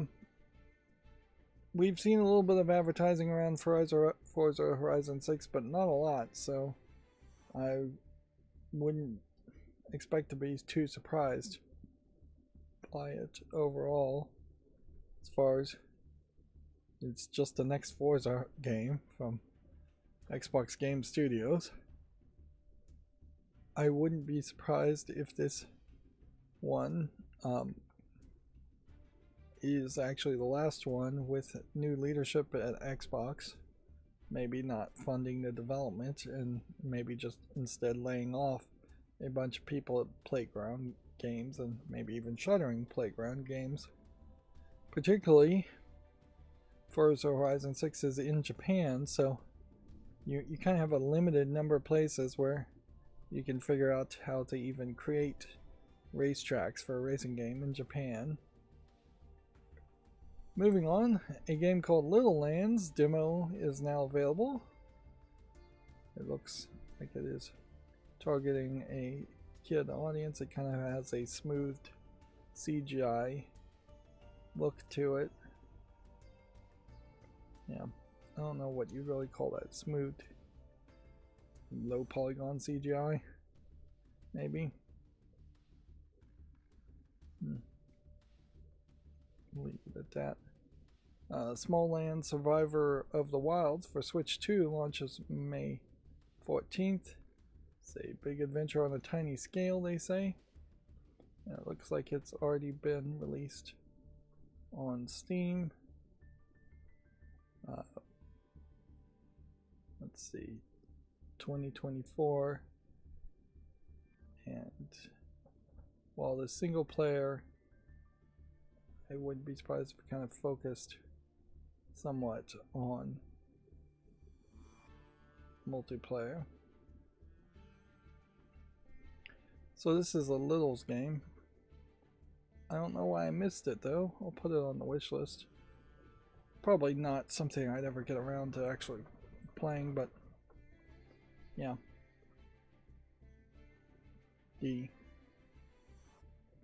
looks of it look good enough. Of course, the thing there is it is probably still just a resource management game or a survival game, and there is Grounded 1 and there's Grounded 2 if you wanted to play something like that. Unless you absolutely wanted to play as fantasy creatures that are really small versus humans that got shrunk down.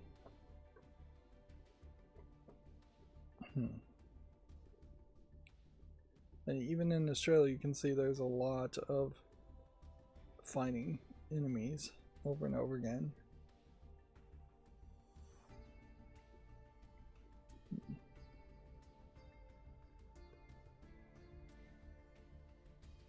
Yeah, there might really be a case where single player doesn't really work. I'd like to see numbers here, but I imagine the numbers are too low to get them as far as how many people are actually playing. Yeah, if it really is a case that you cannot play the game by yourself and have a decent experience, I should take it off the wish list.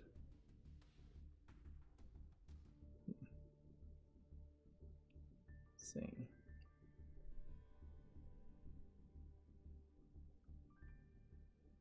Play alongside friends with support for up to 10 players in multiplayer. Explore together, fight together, build together, survive together. Yeah.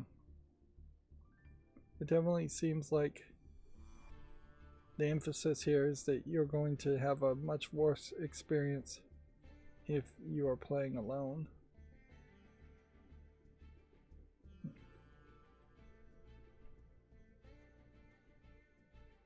So yeah, there's a decent argument that I won't ever get that.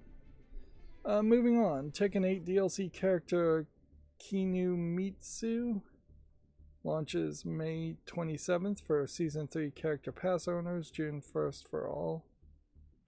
And then there's a whole bunch of Japanese words here.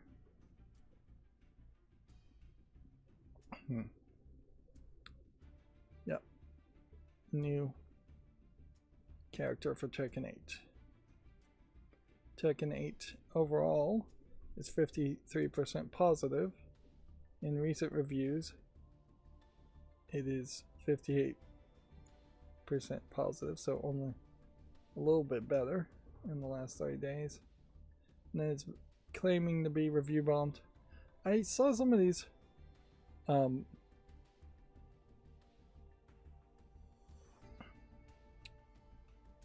somebody's definition as far as the YouTubers of what a review bomb is, and I can't directly quote him, so whatever I would remember would probably be wrong, but it did feel like it was an interesting definition that better actually would apply to all the things that have been labeled as review bombs. You know, Steam doesn't call them review bombs, they call it periods of off-topic review activity.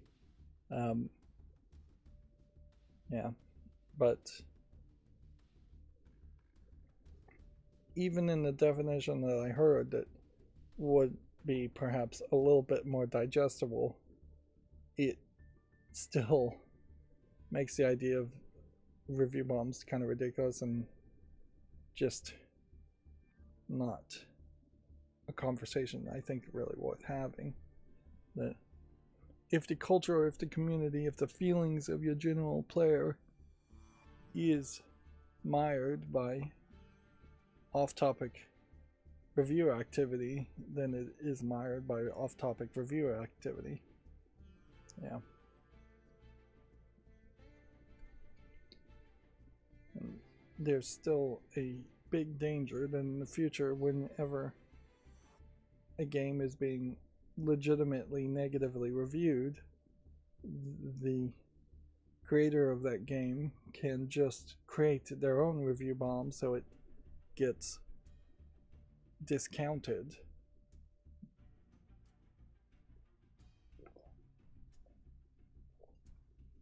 Yeah, for the most part, I have not seen a single instance of a review bomb feeling illegitimate,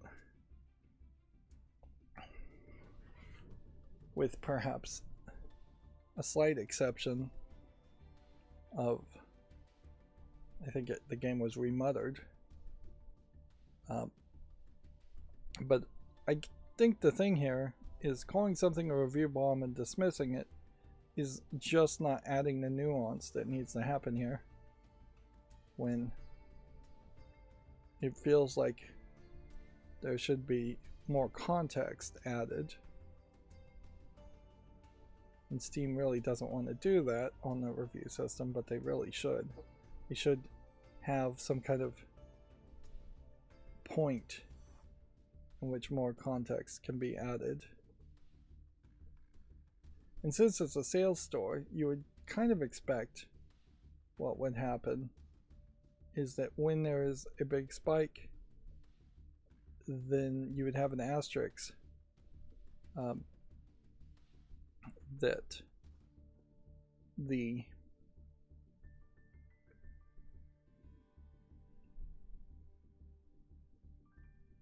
creator of the game could put their own context and add a comment instead of just getting a generic pop-up here and then clicking read the reviews, for instance. Like the first negative one here in this time that they're calling a review bomb says it's cash farm, terrible balance, lack of care for the community, Tekken World Tour equals only for countries Bandai Namco will allow to participate in, not an actual world tour, too many in-game mechanics.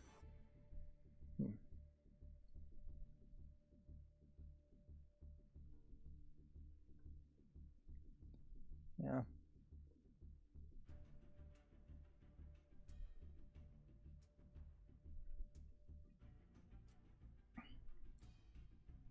So yeah, I've read a couple of those reviews and I still don't really know why that would be considered a review bomb. Yeah, since these pages are effectively solely created by the publisher of the game, it would make a lot of sense for them to be able to post any kind of lie or explanation to what the review bomb is, to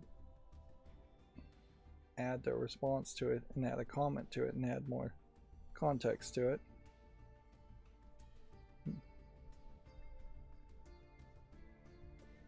Regardless, without getting into a huge rant around Tekken 8's review bombs, whether they are review bombs or not, Tekken 8 definitely a major failure as far as a fighting game of this generation. Moving on, Marvel Token Fighting Souls adds Hulk, Black Panther, so more fighting characters.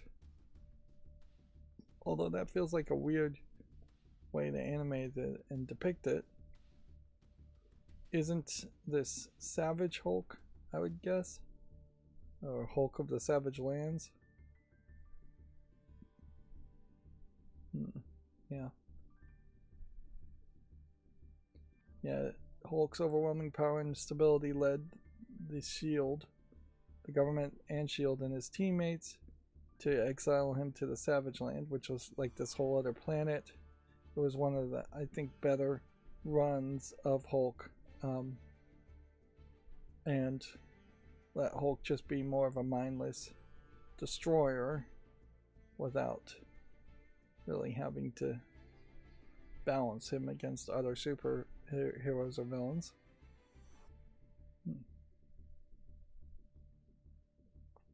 Black Panther here seems to be the new Black Panther. Shuri, or Shuri. It's not the Black Panther from the first Black Panther movie where the actor died. But yeah, that probably should have just been a recasting question there. They should have had the same in-screen character still be Black Panther and just brought in a different actor. Which honestly you could have gotten away with, because you could have just had him in the mask most of the time.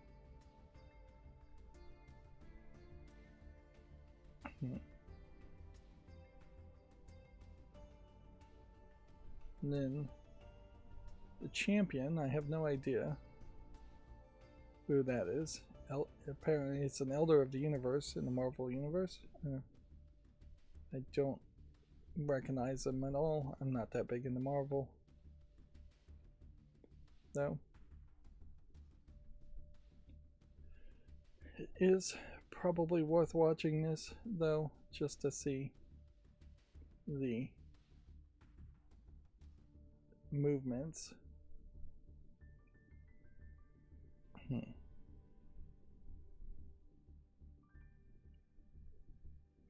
So the champion may just be the antagonist of the storyline mode of the fighting game, forcing all of these characters to fight each other.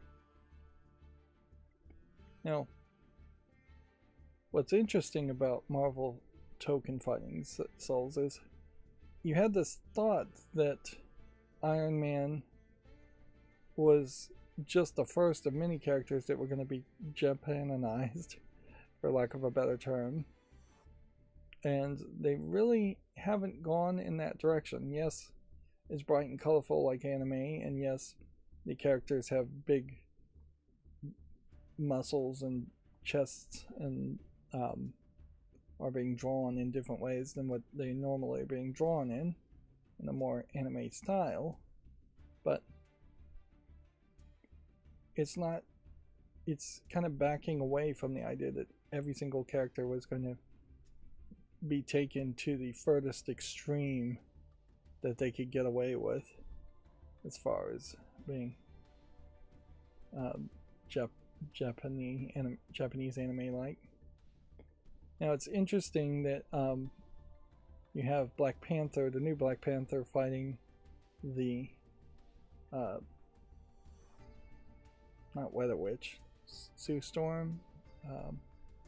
No, her name is just Storm in the X-Men Storm, because in the comics, notoriously, Storm like slept with the old Black Panther when he was fairly young. So, I mean, like underage, I believe, and they are both out of Africa, near the Wakanda area. Which, yeah, Marvel has, either in their main line or their spin-off comics, done some fairly weird and sometimes probably inappropriate levels of sexuality in the X-Men characters and other characters.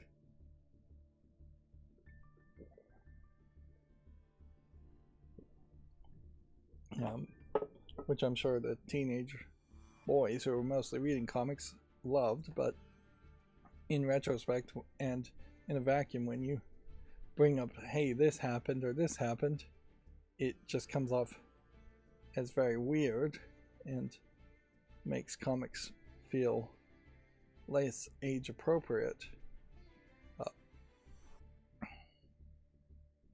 Which, yeah, maybe is actually the case. And it's not always just weird sexual things, it's often just like weird things like Peter Parker selling his marriage to the devil and erasing his child from the timeline. Weird editorial decisions at Marvel and DC, changing what would have been more natural stories being told if the writers were left to their own cause. And it is, comic books in particular, Marvel and DC in particular, are great examples of where art gets corrupted by capitalism, because capitalism corrupts everything, and you cannot have an artist say, hey, I want to write a Spider-Man story where Spider-Man dies at the end of it, because editorial will say, no, we can't kill off Spider-Man, not even in a spin-off side story, because that might be reported as canon and that might hurt our sales.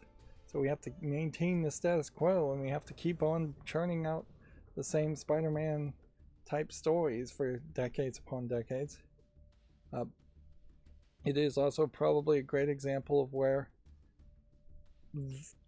copyright almost certainly should not ever belong to a corporation, but instead the actual creators, and copyright very possibly should only last maybe 20 or 30 years, and very possibly should end the second the original creators die, instead of passing on in wills effectively to the family or the estate of somebody. Because, yeah, even if we ignore the fact that many creators of comics in Marvel were not credited, and Stan Lee stole credit from a lot of people, it seems to be fairly commonly believed. Even if we believed all of that, Stan Lee, I believe, is dead now by a couple of years. If he isn't, sorry to Stan Lee, but he isn't. He's really old if he's still alive.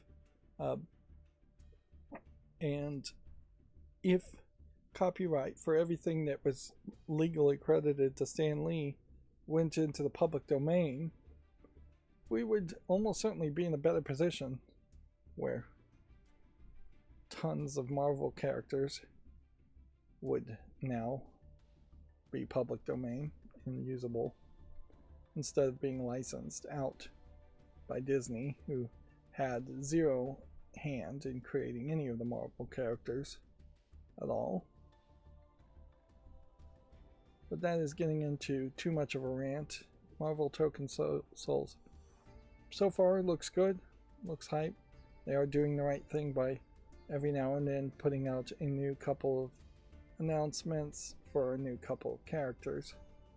They perhaps made a mistake starting with some more boring characters like Star-Lord and Miss Marvel, and they are, I think, correcting that now by putting out maybe some classic hits, such as the Hulk. Yeah, I imagine most of the recognizable X-Men will show up in this fighting game eventually.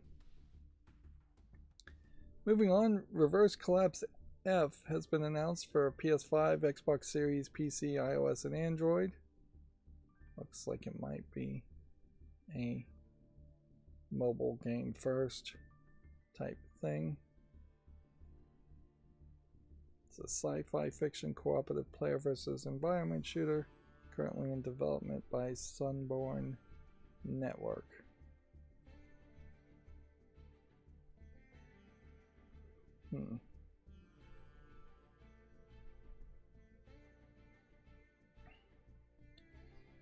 Well, this is an interesting trailer because it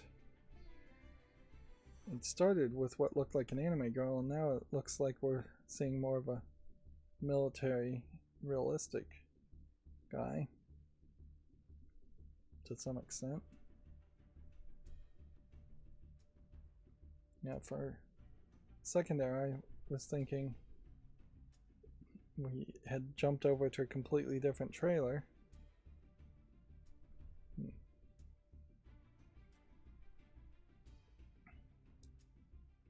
No. They don't seem like they're really going to be showing you too much. It's all a lot of style.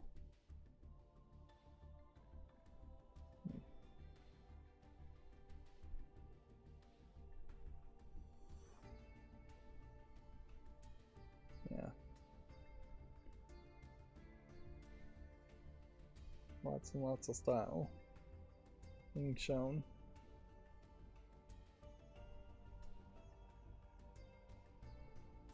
To then go from all of that anime style to showing you a cover-based trench shooter. Boy, does this feel weird. Like two completely different concepts were just squashed together.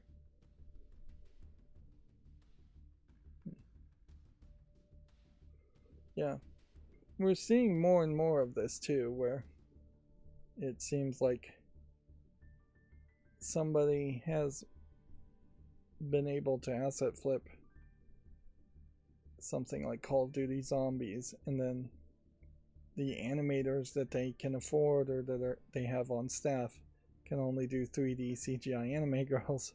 So the anime girls get put into a Call of Duty Zombies game where it's just really unrealistic that would make a good match.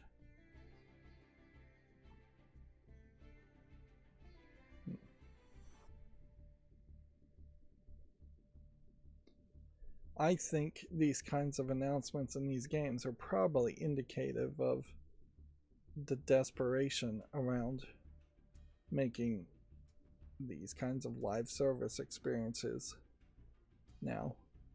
People are, or maybe 4 years ago or so, people were greenlighting anything and everything in the hopes of a live service game succeeding. Now, weirdly, this doesn't really look like a mobile first game, assuming what we're being shown is anywhere close to how the game actually plays. It might be that it actually plays considerably different from what we're being seen and is more of a turn-based gacha experience.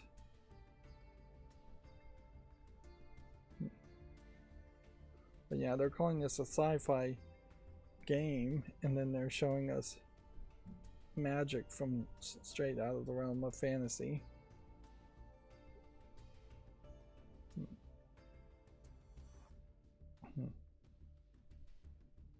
Yeah, I would not be surprised if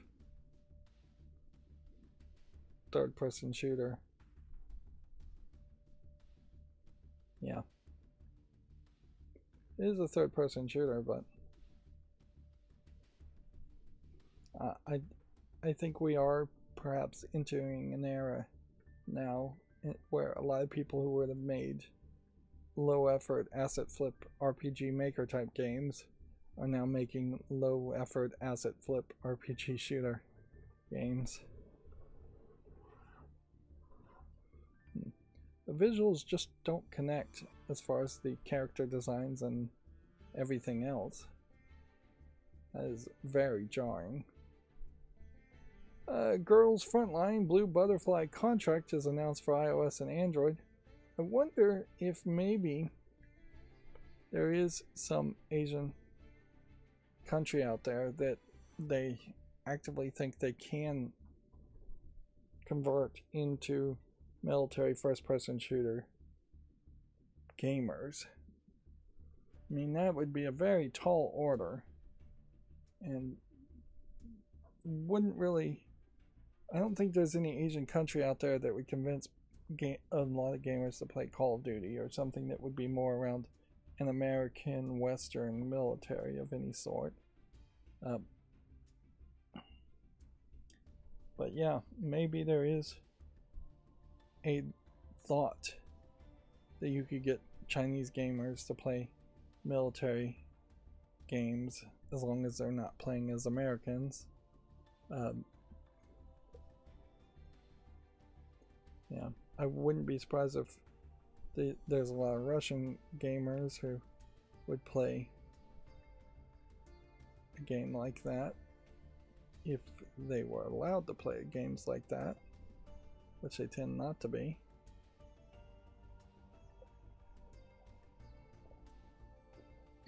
Is this the same developer announcing two games at the same time? Girls Frontline 2 has that anime style, but it feels like in that shorter trailer it matched a little bit better. Girls Frontline has been around for a while. Fatal Fury City of Wolves DLC character Mr. Karate has been announced. I think we could probably leave it at that. Fatal Fury City of Wolves is rated very positively with no review bombs. So, for fans of it, I think it's going fine, but you kind of also seen there isn't that many people actually playing the game for something that came out in January. And I think that has to heavily do with the fact that these characters are just not characters I recognize, or characters that grab my attention. Yeah. I think Fatal Fury City of Wolves probably proves to me that it would be near impossible to make a new fighting game with wholly brand new characters. You can make a Marvel fighting game and take licensed IP of Marvel characters and do that, sure, that's believable. But if you were just saying that you had the skills to make a really good fighting game and you were going to just create new characters from scratch, I think you would fail pretty miserably. And I don't see a real reason why you would do that, because I think you could probably license characters from something to get people's attention. There's enough things out there. I imagine Nickelodeon would license you Avatar characters, Avatar The Last Airbender, if you wanted to make a fighting game around that. Or maybe Has Been Hotel would license you their characters.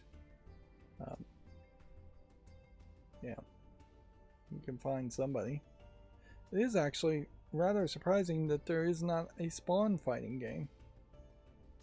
I would think Todd McFarlane would be all into that if you just said, hey, give us the license to the Spawn characters, or you animate the Spawn characters, and we'll put a fighting game around it. Moving on, World Heroes Perfect Neo Geo Premium Selection Edition is now available for PC. I assume these are a whole bunch of Neo Geo games, or maybe just World Heroes Perfect, which I just maybe don't recognize that. Neo Geo was always weird as a arcade machine first with a home version full of a ton of fighting games and often shoot 'em up games.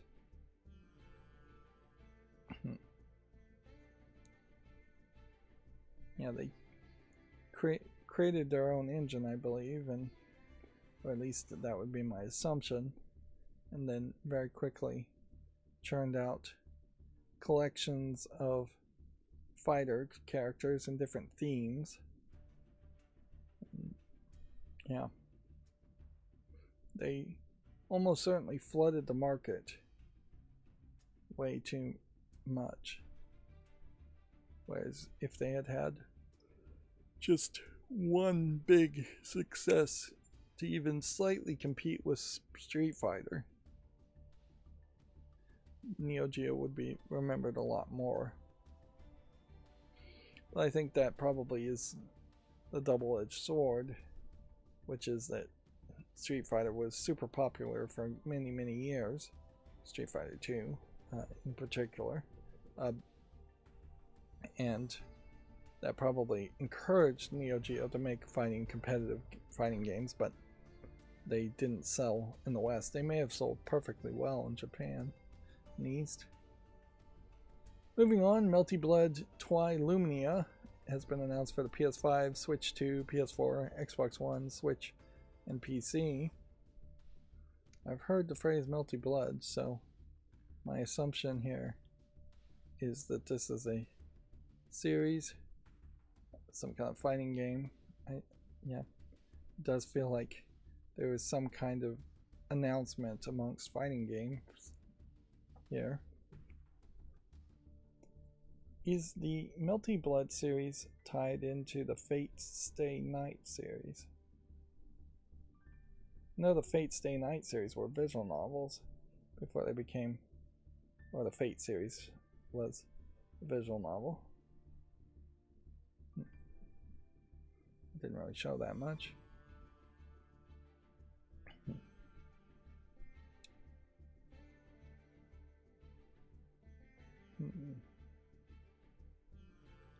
I guess we'll move on.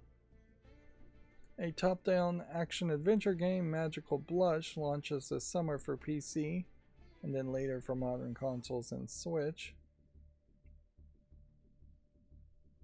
But yeah, this is the first story in a while that hasn't just been around the fighting game.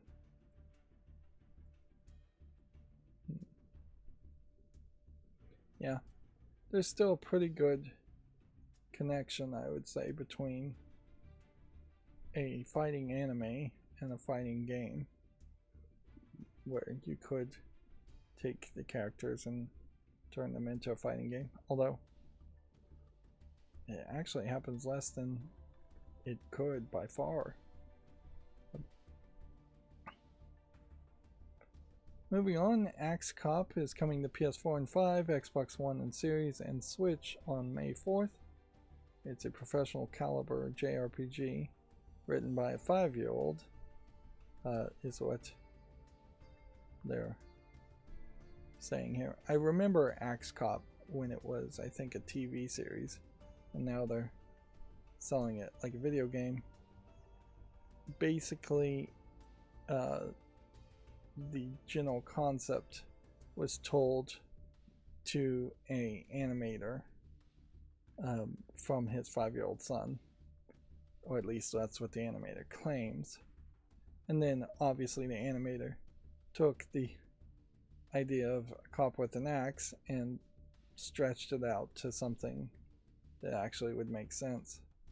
And now he is stretching it out to something that would be a video game. As far as relevancy goes on something like this, I would say Axe Cop has got to be several steps below even Scott Pilgrim as far as some niche thing. Axe Cop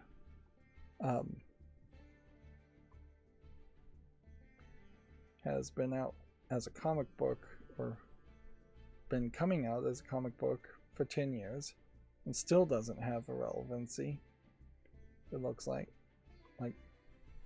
I am actually very shocked to hear that the comic book has been coming out for 10 years. I would have thought it went for like one trade paperback's worth of printing, which would have been maybe a year, and then nothing more would have been created since then.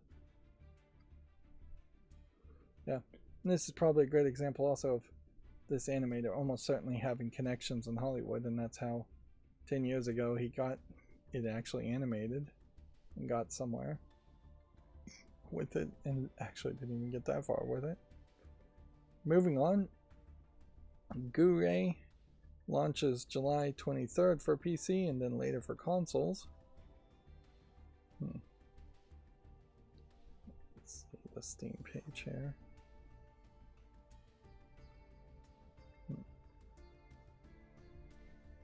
Yeah, while I was doing some initial JavaScript programming, yeah, the local storage cookies on these are supposed to be permanent and that they would never be deleted unless you actively delete them in my code. So these checkboxes should be permanent. I'm not 100% sure they are though. I wouldn't be surprised if Firefox deletes them after a while or deletes them when it starts to take up too much space. I need them to be permanent though, and the expected behavior of the APIs for them to be permanent. So here I was just talking about that Avatar Legends, the fighting game Soka trailer. And so they are making a fighting game around the Avatar series. I've been seeing more pictures of Toph in particular lately, so it does seem like there is a renewed push and renewed excitement around Avatar. Weirdly, considering how this character, Aang, I think his name, is supposed to be the main protagonist of Avatar The Last Airbender, maybe Avatar Legends is a sequel, spin-off, or remake of that first cartoon. Like, he is by far the least popular. I'd say he's the least popular, he's the second least. She's probably the third least popular, and then he's probably the fourth least popular, and then I would say she's the second to most popular, and Toph is the most popular.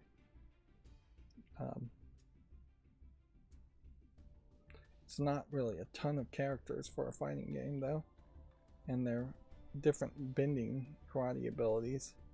Also potentially poses some weirdness into how we make a fighting game. It isn't just going to be, oh, I have a concept and I will give it to this character because that will balance the character out. You have to give any concept of airbending to the airbender. You have to give any concept of firebending to the firebender. Or waterbending to a waterbender.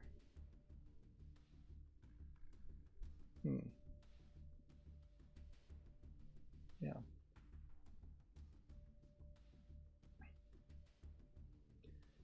The one thing about having licensed characters though is you won't probably get a new audience of players to a game like this. Like, I don't think anybody new is going to come into Avatar as a series and decide to play a fighting game that they don't know any of the characters from. Moving on, backtrace mechanisms for forgetting has been announced for PC. It's a pixel art Yuri mystery and puzzle game inside a retro computer.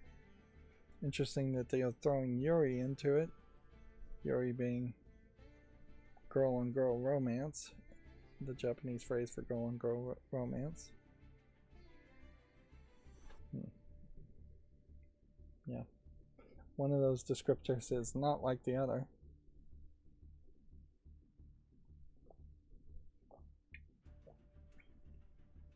I would say you get maybe as many as 40 times as many Yuri games than you do yaoi games. And inherently, if you are getting a yaoi game, which is guy on guy romance, it is much more hardcore and in the adult section.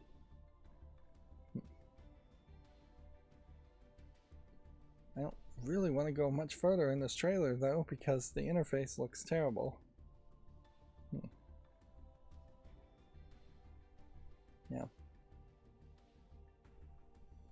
This is the kind of puzzle game I am less inclined to ever want to play in the future, where it is just a more 2D flat experience and looks terrible.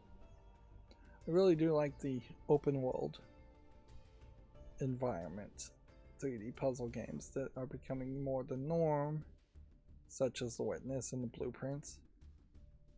That being said, I do think Blueprints' story inclusions might be a mistake. I said that earlier.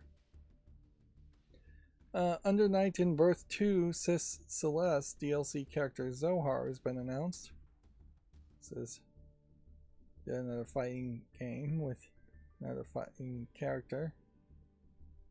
Makes me wonder if something like Evo is happening right about now, or is some kind of event that would push for all of these fighting games to be announced. Yeah, in a lot of ways, this is a great example of characters that seem to be original characters. And they have a decent amount of reviews and they're rated very positively, but not really a ton of people playing it right now, which the online PvP would probably suffer heavily from that, which that then creates a whole other issue in that the sorry, I'm being distracted by somebody's weed eater outside. I bet that's my neighbor's working on his weed eater.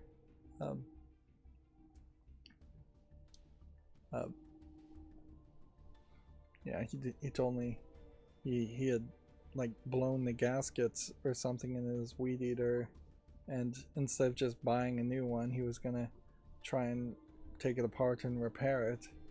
And I was surprised by his level of willingness to spend way more energy than it's worth to get it fixed. Although maybe his weed eater is also much better quality than what you could buy cheap nowadays too.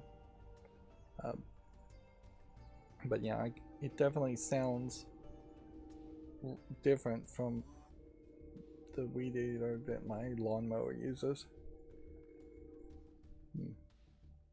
It's really distracting me.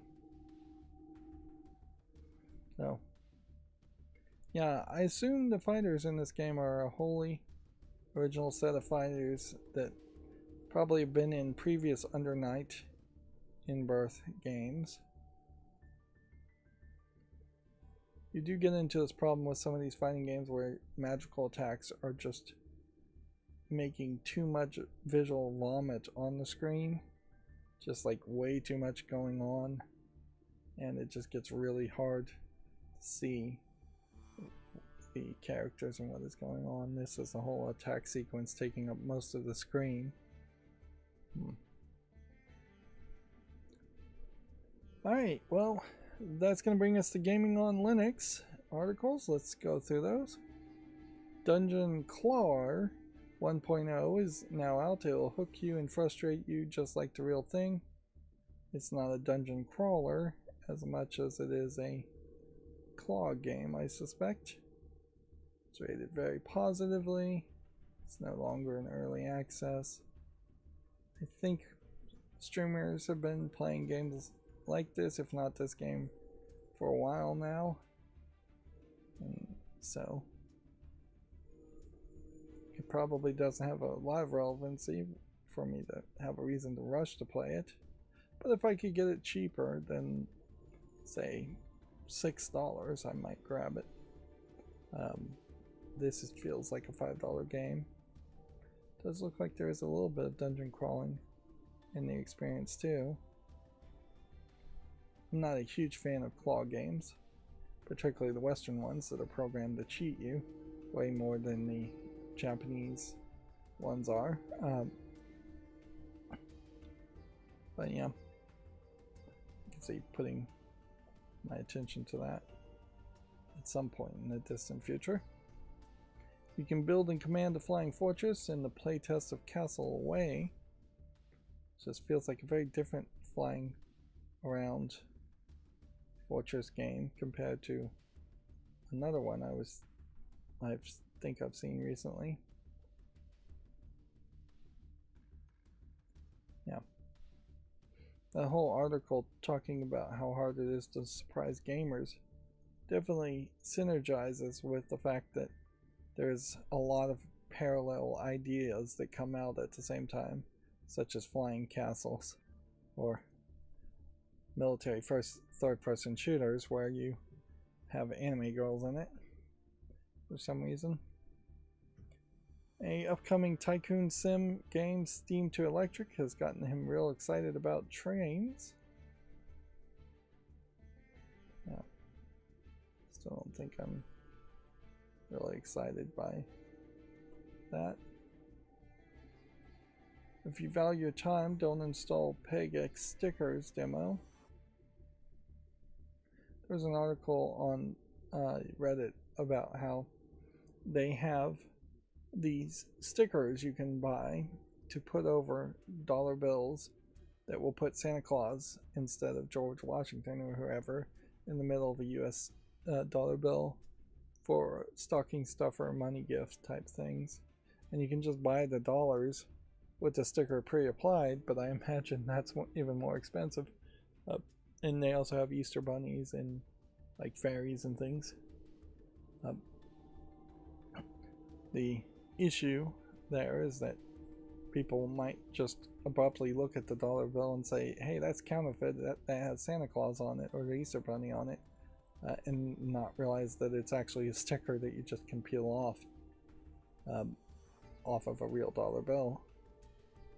But I thought it was cutesy. Unfortunately, in 2026, it's kind of stupid to even hand cash to really young kids, because everything's so expensive.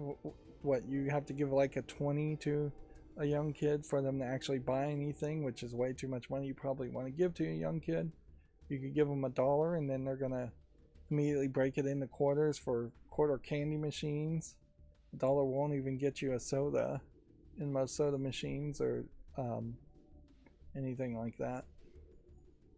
Yeah, paper money as gifts is increasingly useless, as if you don't have a bank account to then deposit the money, which is a huge hassle, you do then end up with just a bunch of change, or it just sits around and does nothing. Of course, paper money is the only one that's truly likely to be untraceable in a world where they're going to start tracing every single transaction. Almost certainly they're already doing it in secret.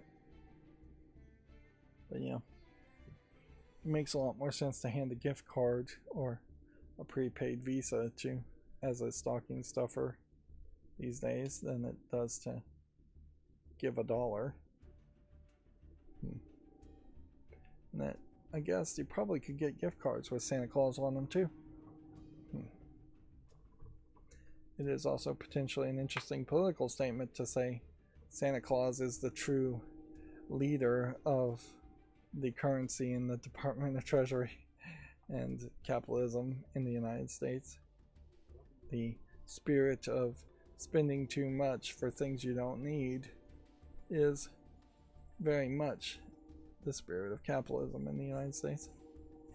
Anyways, I'm rambling. Let's move on. PegX stickers might be something, but probably not something I want to do. It's still being really distracted by this weed eater. There must be a ton of weeds right on the other side of my wall. Expanded AMD HDMI 2.1 support is coming to Linux. One area that's lacking on Linux right now is support for the latest version of HDMI with AMD GPUs, and it seems expanded features are coming. I think they're up to HDMI 2.2, but the HDMI organization is also very much being a pain in the butt. The HDMI forum have previously rejected open source implementations of 2.1, with it being a proprietary tech. Proprietary just meaning not open source, and why most people prefer display ports on PC. Also, if you have a display port on PC, then you're not having to pay HDMI for the HDMI connector, which the HDMI connector is better as a physical connector, but the protocols require license. So they figured out a way around that somehow. And they've been trying to figure out ways around it and tricks to compress more data around HDMI 2.1 so that you can get higher resolutions and higher frame rates through the connector that it can actually handle. HDMI FRL supports, I don't know what FRL stands for.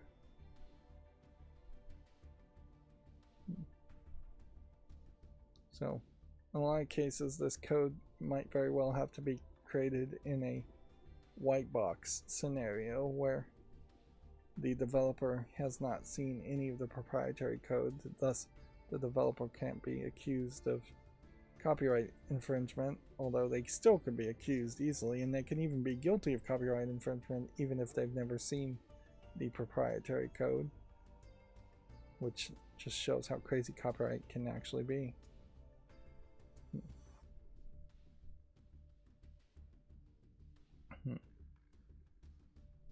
But yeah, HDMI FRL sounds like it is frame rate limiting. DSC, I don't know what that would stand for. This is a great example also when writing an article that the first time you mention anything, if it is initials, you should always spell it out. And then you can use initials after the fact, even if you think it's something simplistic that people would know. The Steam survey for April 2026 shows Linux is still trending well. Windows overall is still 93.47% of people on Steam. Linux is 4.52% in contrast, which is approaching 3 times as many as people on Mac OS. SteamOS Hollow is up to 23.05%.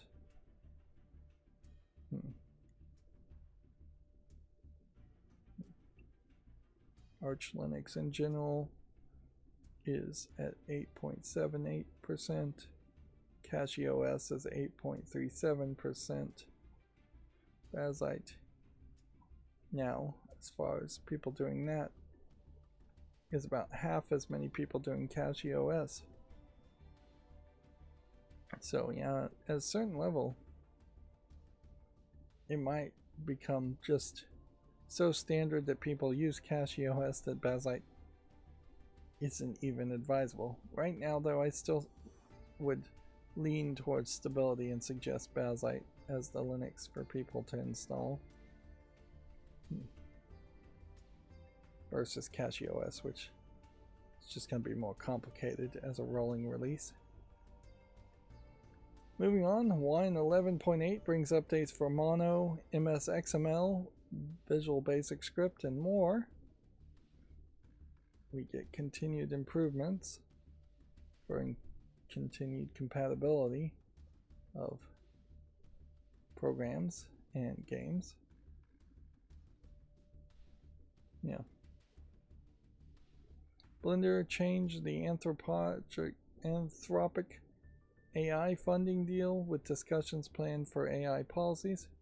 After quite a lot of backlash following Blender's announcement that Anthropic would become a corporate sponsor, the Blender Foundation released a statement from Francisco CD, the chairman of the Blender Foundation. CD explains Anthropic will no longer become a full sponsor. Instead, the funding will be given to the Blender Foundation as a plain single donation all at once, so Blender will still receive a funding boost without Anthropic's name being attached to them in any way. It seems like a very shallow difference. That said, they said that Anthropic has been informed and supports this decision, noting that like all Blender donations, it will be spent on core activities for the Blender project, supporting more human-driven development, art, and creativity. There will be some changes coming after this, CD noted. The Blender Foundation will be strengthening the process when it comes to accepting donations aligned with the existing funding policy, and that they need to urgently tackle the topic and clearly define how Blender is positioned in regards to generative AI technologies when it comes to the product, software development, documentation, and other activities. Although, certainly that leaves the door for them tackle the policy and say, we love generative AI, which I think most people who use Blender are not going to say that they love AI and generative AI.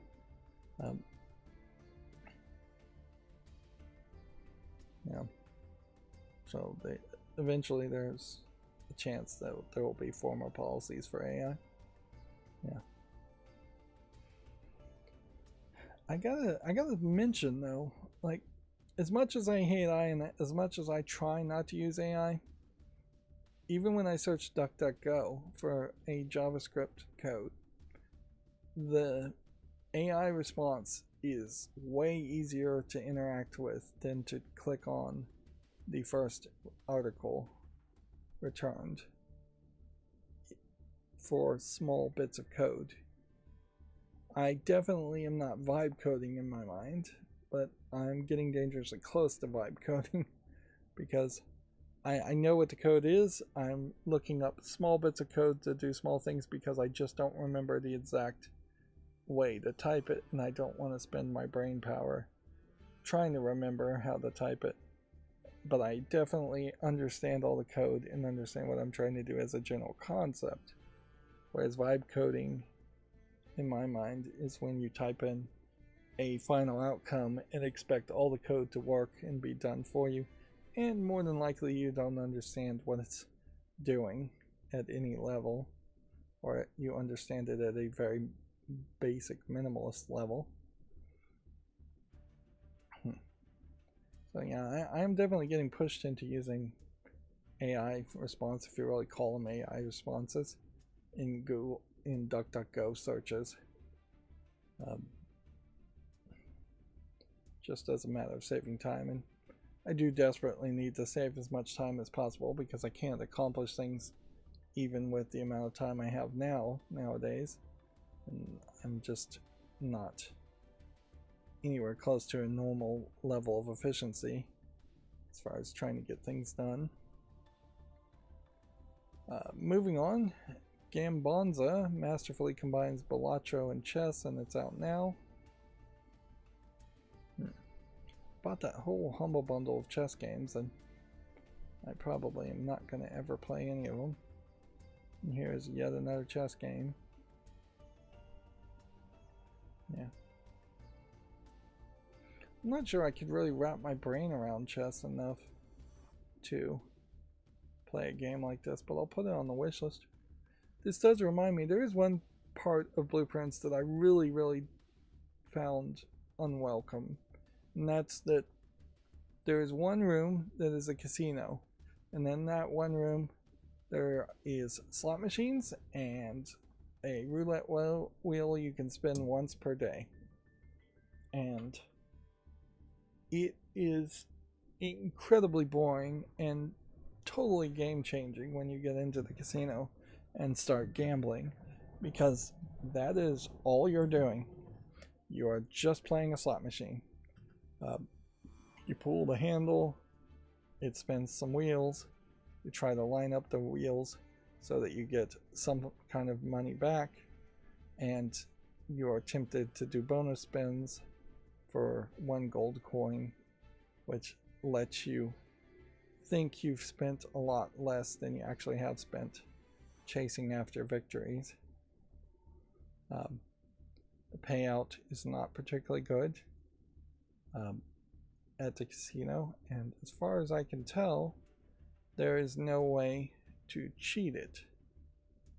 There's a way that maybe play a better odds machine, but full on cheat it with perhaps the electromagnet item, I don't know if that works or not.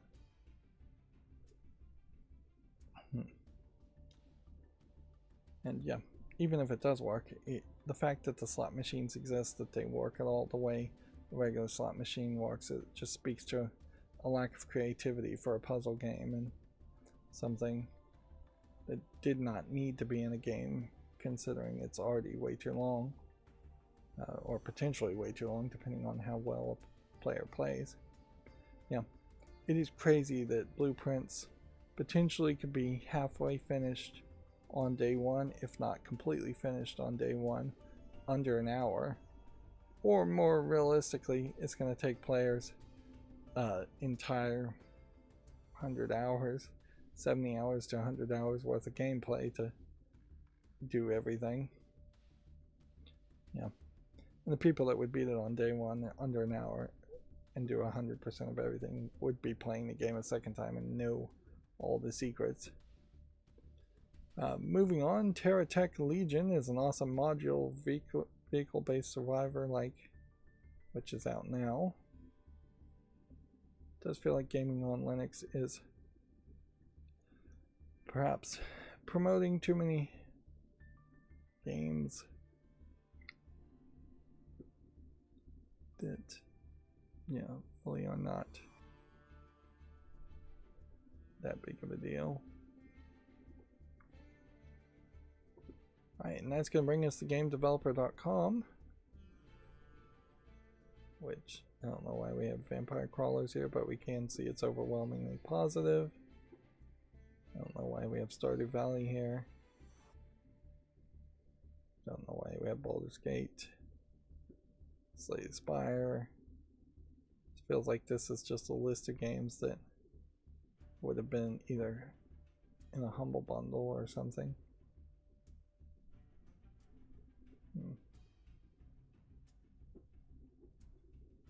Cyberpunk.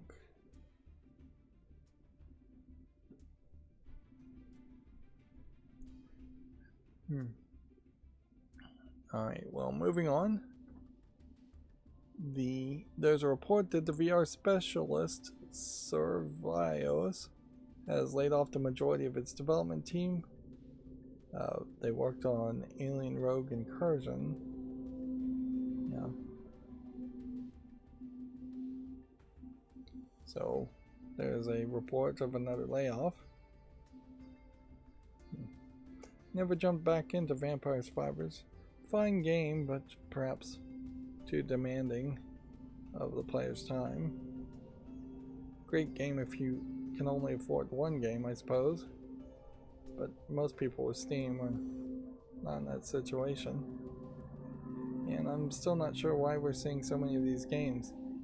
A lot of these games I don't own. Peak is not one that's even on my fall list or wish list. And none of them seem like they would be things that were in one bundle.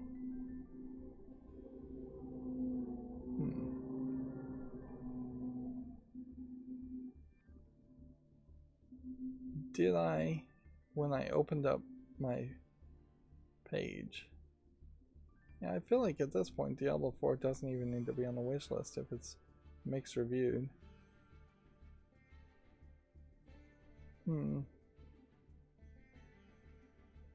I guess we're looking at maybe these are all games that were on my wish list, and maybe my macros just opened the link to all of them. They'd be in a weird position if that was the case. Eugenics still very well received. Not that anybody ever talked about it. Alright, well, hopefully we are through that group of games, and we can now look at all the new games on Steam. Alright, so same old rules. When I swipe down, I'm closing the tab because I don't even think it deserves a follow or a short YouTube short. If I'm slightly interested in it, I'll put it on the follow list and swipe to the right to go to the right to the next tab versus closing a tab. And I'll probably sit here mostly in silence without much to say otherwise. I still haven't put in the code to close things that use AI in the generation, which would speed up this process, I imagine, a little bit, if not a lot, probably a lot. And yeah, it's been a weird Monday in that even though I did a little bit of extra physical activity earlier, I'm not feeling super exhausted. I think just being able to take a couple of weeks of vacation and not do a ton of physical activity has helped. Sitting in the chair playing Blueprints is very painful on my backside, but it is also just keeping me more sedentary, which is a bad thing in the long run, but also the only thing that's going to help me save up energy. I also have adopted a policy of taking one acetaminophen tablet, 500 milligrams, whenever I start to feel a little bit of pain sitting in a chair. So the halfway through an 8-hour sitting session, perhaps I will take one, which that is, I think, fairly reasonable as far as just preemptively taking pain pills if you know you're going to be in pain and you're already feeling pain. Still haven't fully gotten whatever is stuck in my teeth from a couple of weeks ago out, or whatever feels like is stuck in my teeth to stop feeling like it's stuck in my teeth. I kind of think my underbite just gets twisted and I have to just like physically force my teeth back into a better position by pushing on it and obsessing on it, although it might very well just be obsessing on it and the feeling seems to go away after I focus on something else. Yeah, it still feels a little bit like it's there, but not as bad. I honestly think there probably is something that is, well, it would be corned beef. I know what it is. From a couple weeks ago, just stuck in between my teeth, slowly rotting and slowly decomposing, breaking down to enough of a level that the particle falls out. It might be actually a hair, but it also might be nothing at all. Regardless, it's been something I've been distracted by. I'm always looking for Egyptian games. None of them ever seem to be much of anything.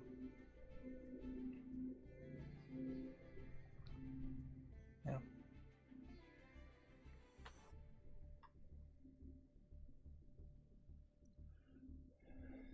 Yeah, the Middle East, Egypt in general, has so many Muslims that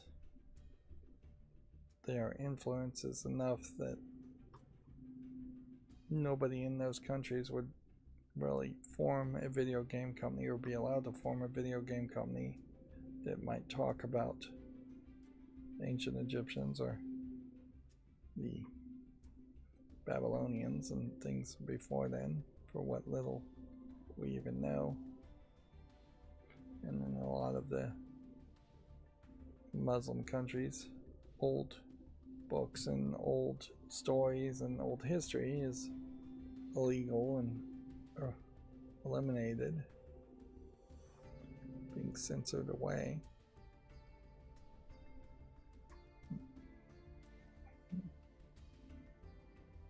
Although it may very well also be a case that there's just not really that much desire around ancient Egyptian stories. This most recent Mummy movie doesn't seem like it's caught a lot of people's attention. I might just be old enough to have some fandom for Egyptian stories and mummy stories, which are different compared to younger audiences. That is fairly believable. In the same way that the generation before me was very much into westerns and cowboys and Indians type shows, and none of those would exist in modern times. It would be actually very interesting to see if somebody tried to tell a story or make a game around cowboys and Native Americans. Like, when we do see stories like that, they tend to nowadays to be like Prey on Hulu, Prey, where it's a Native American character and an alien together.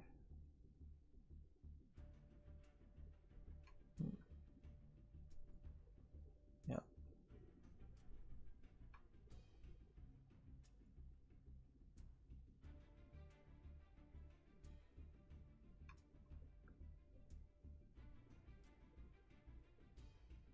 Not really seeing anything too interesting as far as new games coming out. There is still a very large segregation and separation between random games coming out on Steam and ones that bother to put out a press release. But yeah, if you're not getting listed on Gamatsu, I would say you're not serious about your game, or you somehow got articles about your game written and press releases put out about your game to every other source you could find, news source, and missed Gamatsu, I guess. But I guess more generically, if you're not putting out press releases for your game, you're not serious. Maybe it would just make sense for Steam to require you to submit a press release, and then that press release could be turned into a blog post on Steam itself.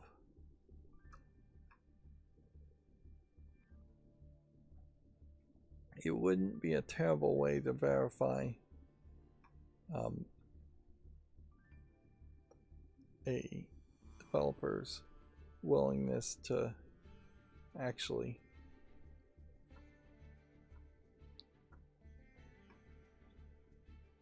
promote their game by saying, hey, you have to get some website to write an article about your game, and you need to give us the link to that article.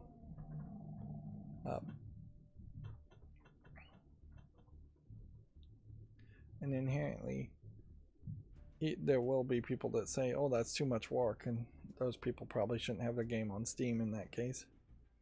Yeah. Very much like that story earlier where they said they couldn't afford to pay a lawyer to explain the situation to Steam. It sounds like what they're really saying is that they're too lazy to find a solution. probably means they're too lazy to make a good game. Yeah, I'm always on the lookout for a Red Riding Hood twisted tail in this case. Yeah, I think Bullet VR is dead at this point. Yeah, it might be somewhat convenient to say VR is dead right now, just for a year from now, them to come out with the Steam frame and hype to be renewed around VR.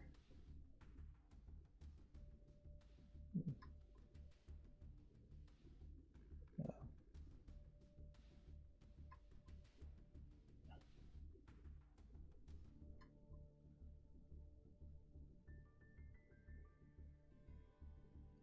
I'm gonna give that a chance, but it's probably nothing.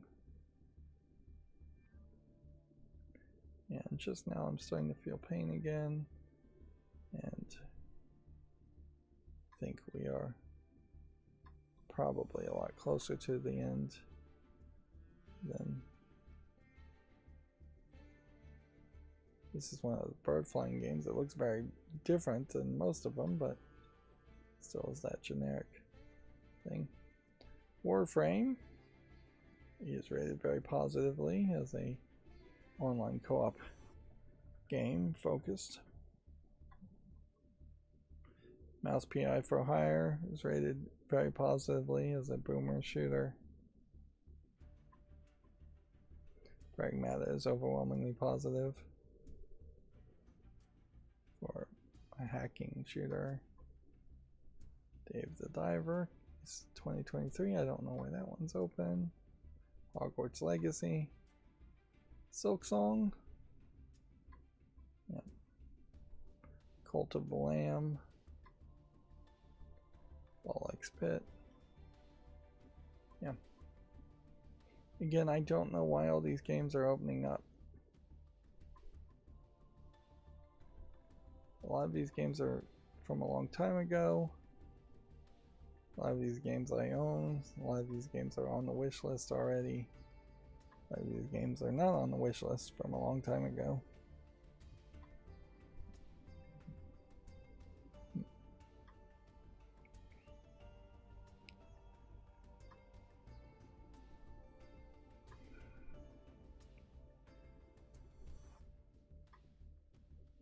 Windrose is very positive. Resident Evil Requiem is very positive. Dead by Daylight, it's mostly positive, but it's online player versus player. I do wish that there was a single player experience for Dead by Daylight, and I think they even made some kind of Dead by Daylight single player spin-off, but I don't think it is either out yet, or maybe it didn't succeed. I'm not sure. All the licensed characters and crazy characters of Dead by Daylight would be hard to translate to another game. Arc Raiders is mixed. Seems like its audience is falling down.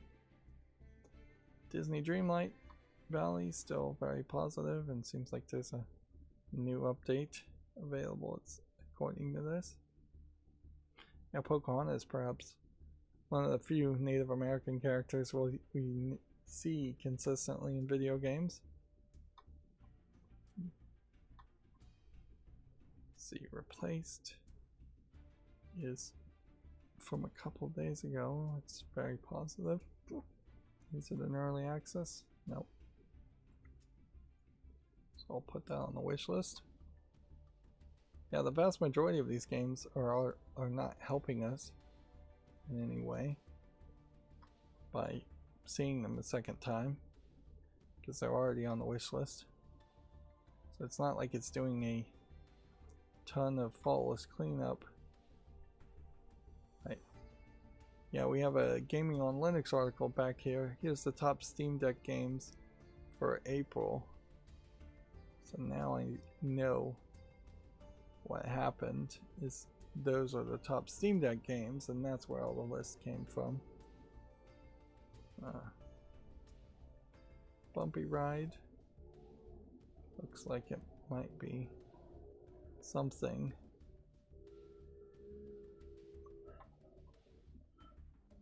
Endless Village.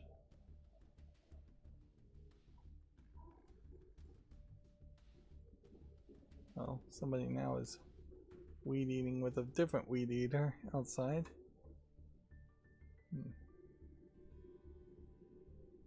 So maybe they fixed it, or maybe they replaced it. We'll look here in the file list, clean up, and see if there's anything I want to check on. I'll check this Prime Monster.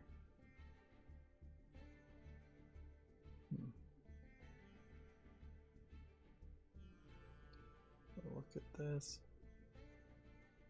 Really don't want to look at too many things. But yeah, I need to kind of consistently look at games and do some follow list cleanup every stream to even have a chance of it not growing out of craziness. The Invincible versus missing DLC issue has apparently been resolved. We saw some really negative reviews on that game.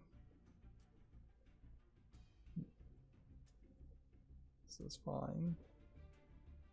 Maximum Cope is out now.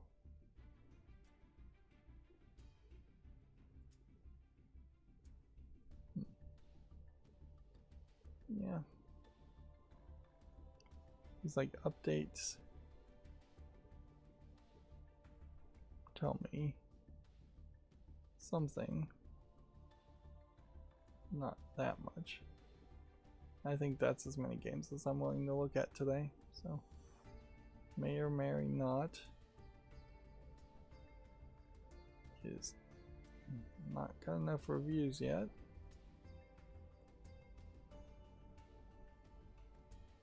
That's the problem. Story page is very positive, but it is tagged as an MMORPG.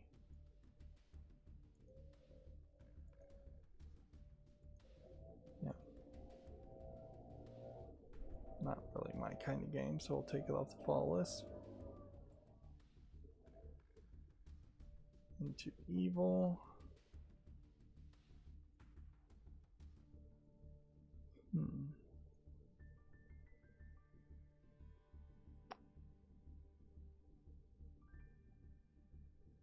I think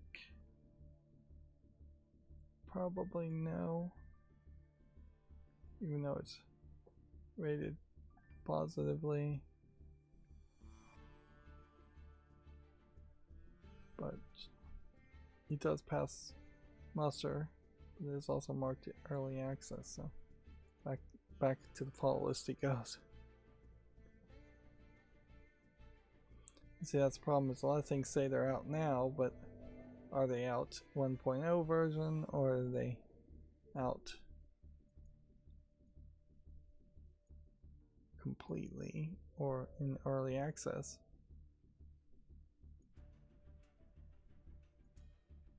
That one I want to give some more time. This is still early access.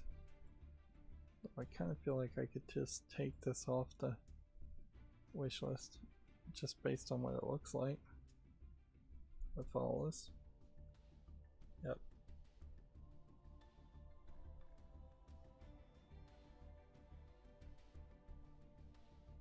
Prime Monster is where you're the Prime Minister, and it needs more time too. Let's see, Slay the Spire 2 is still mostly negative, 38% in the last 30 days. People really not happy with the beta changes and the game balancing changes that have been added to it. Alright, well, that's going to be it for this stream. As always, I ask you to like, share, subscribe, comment, and keep on watching. Thanks.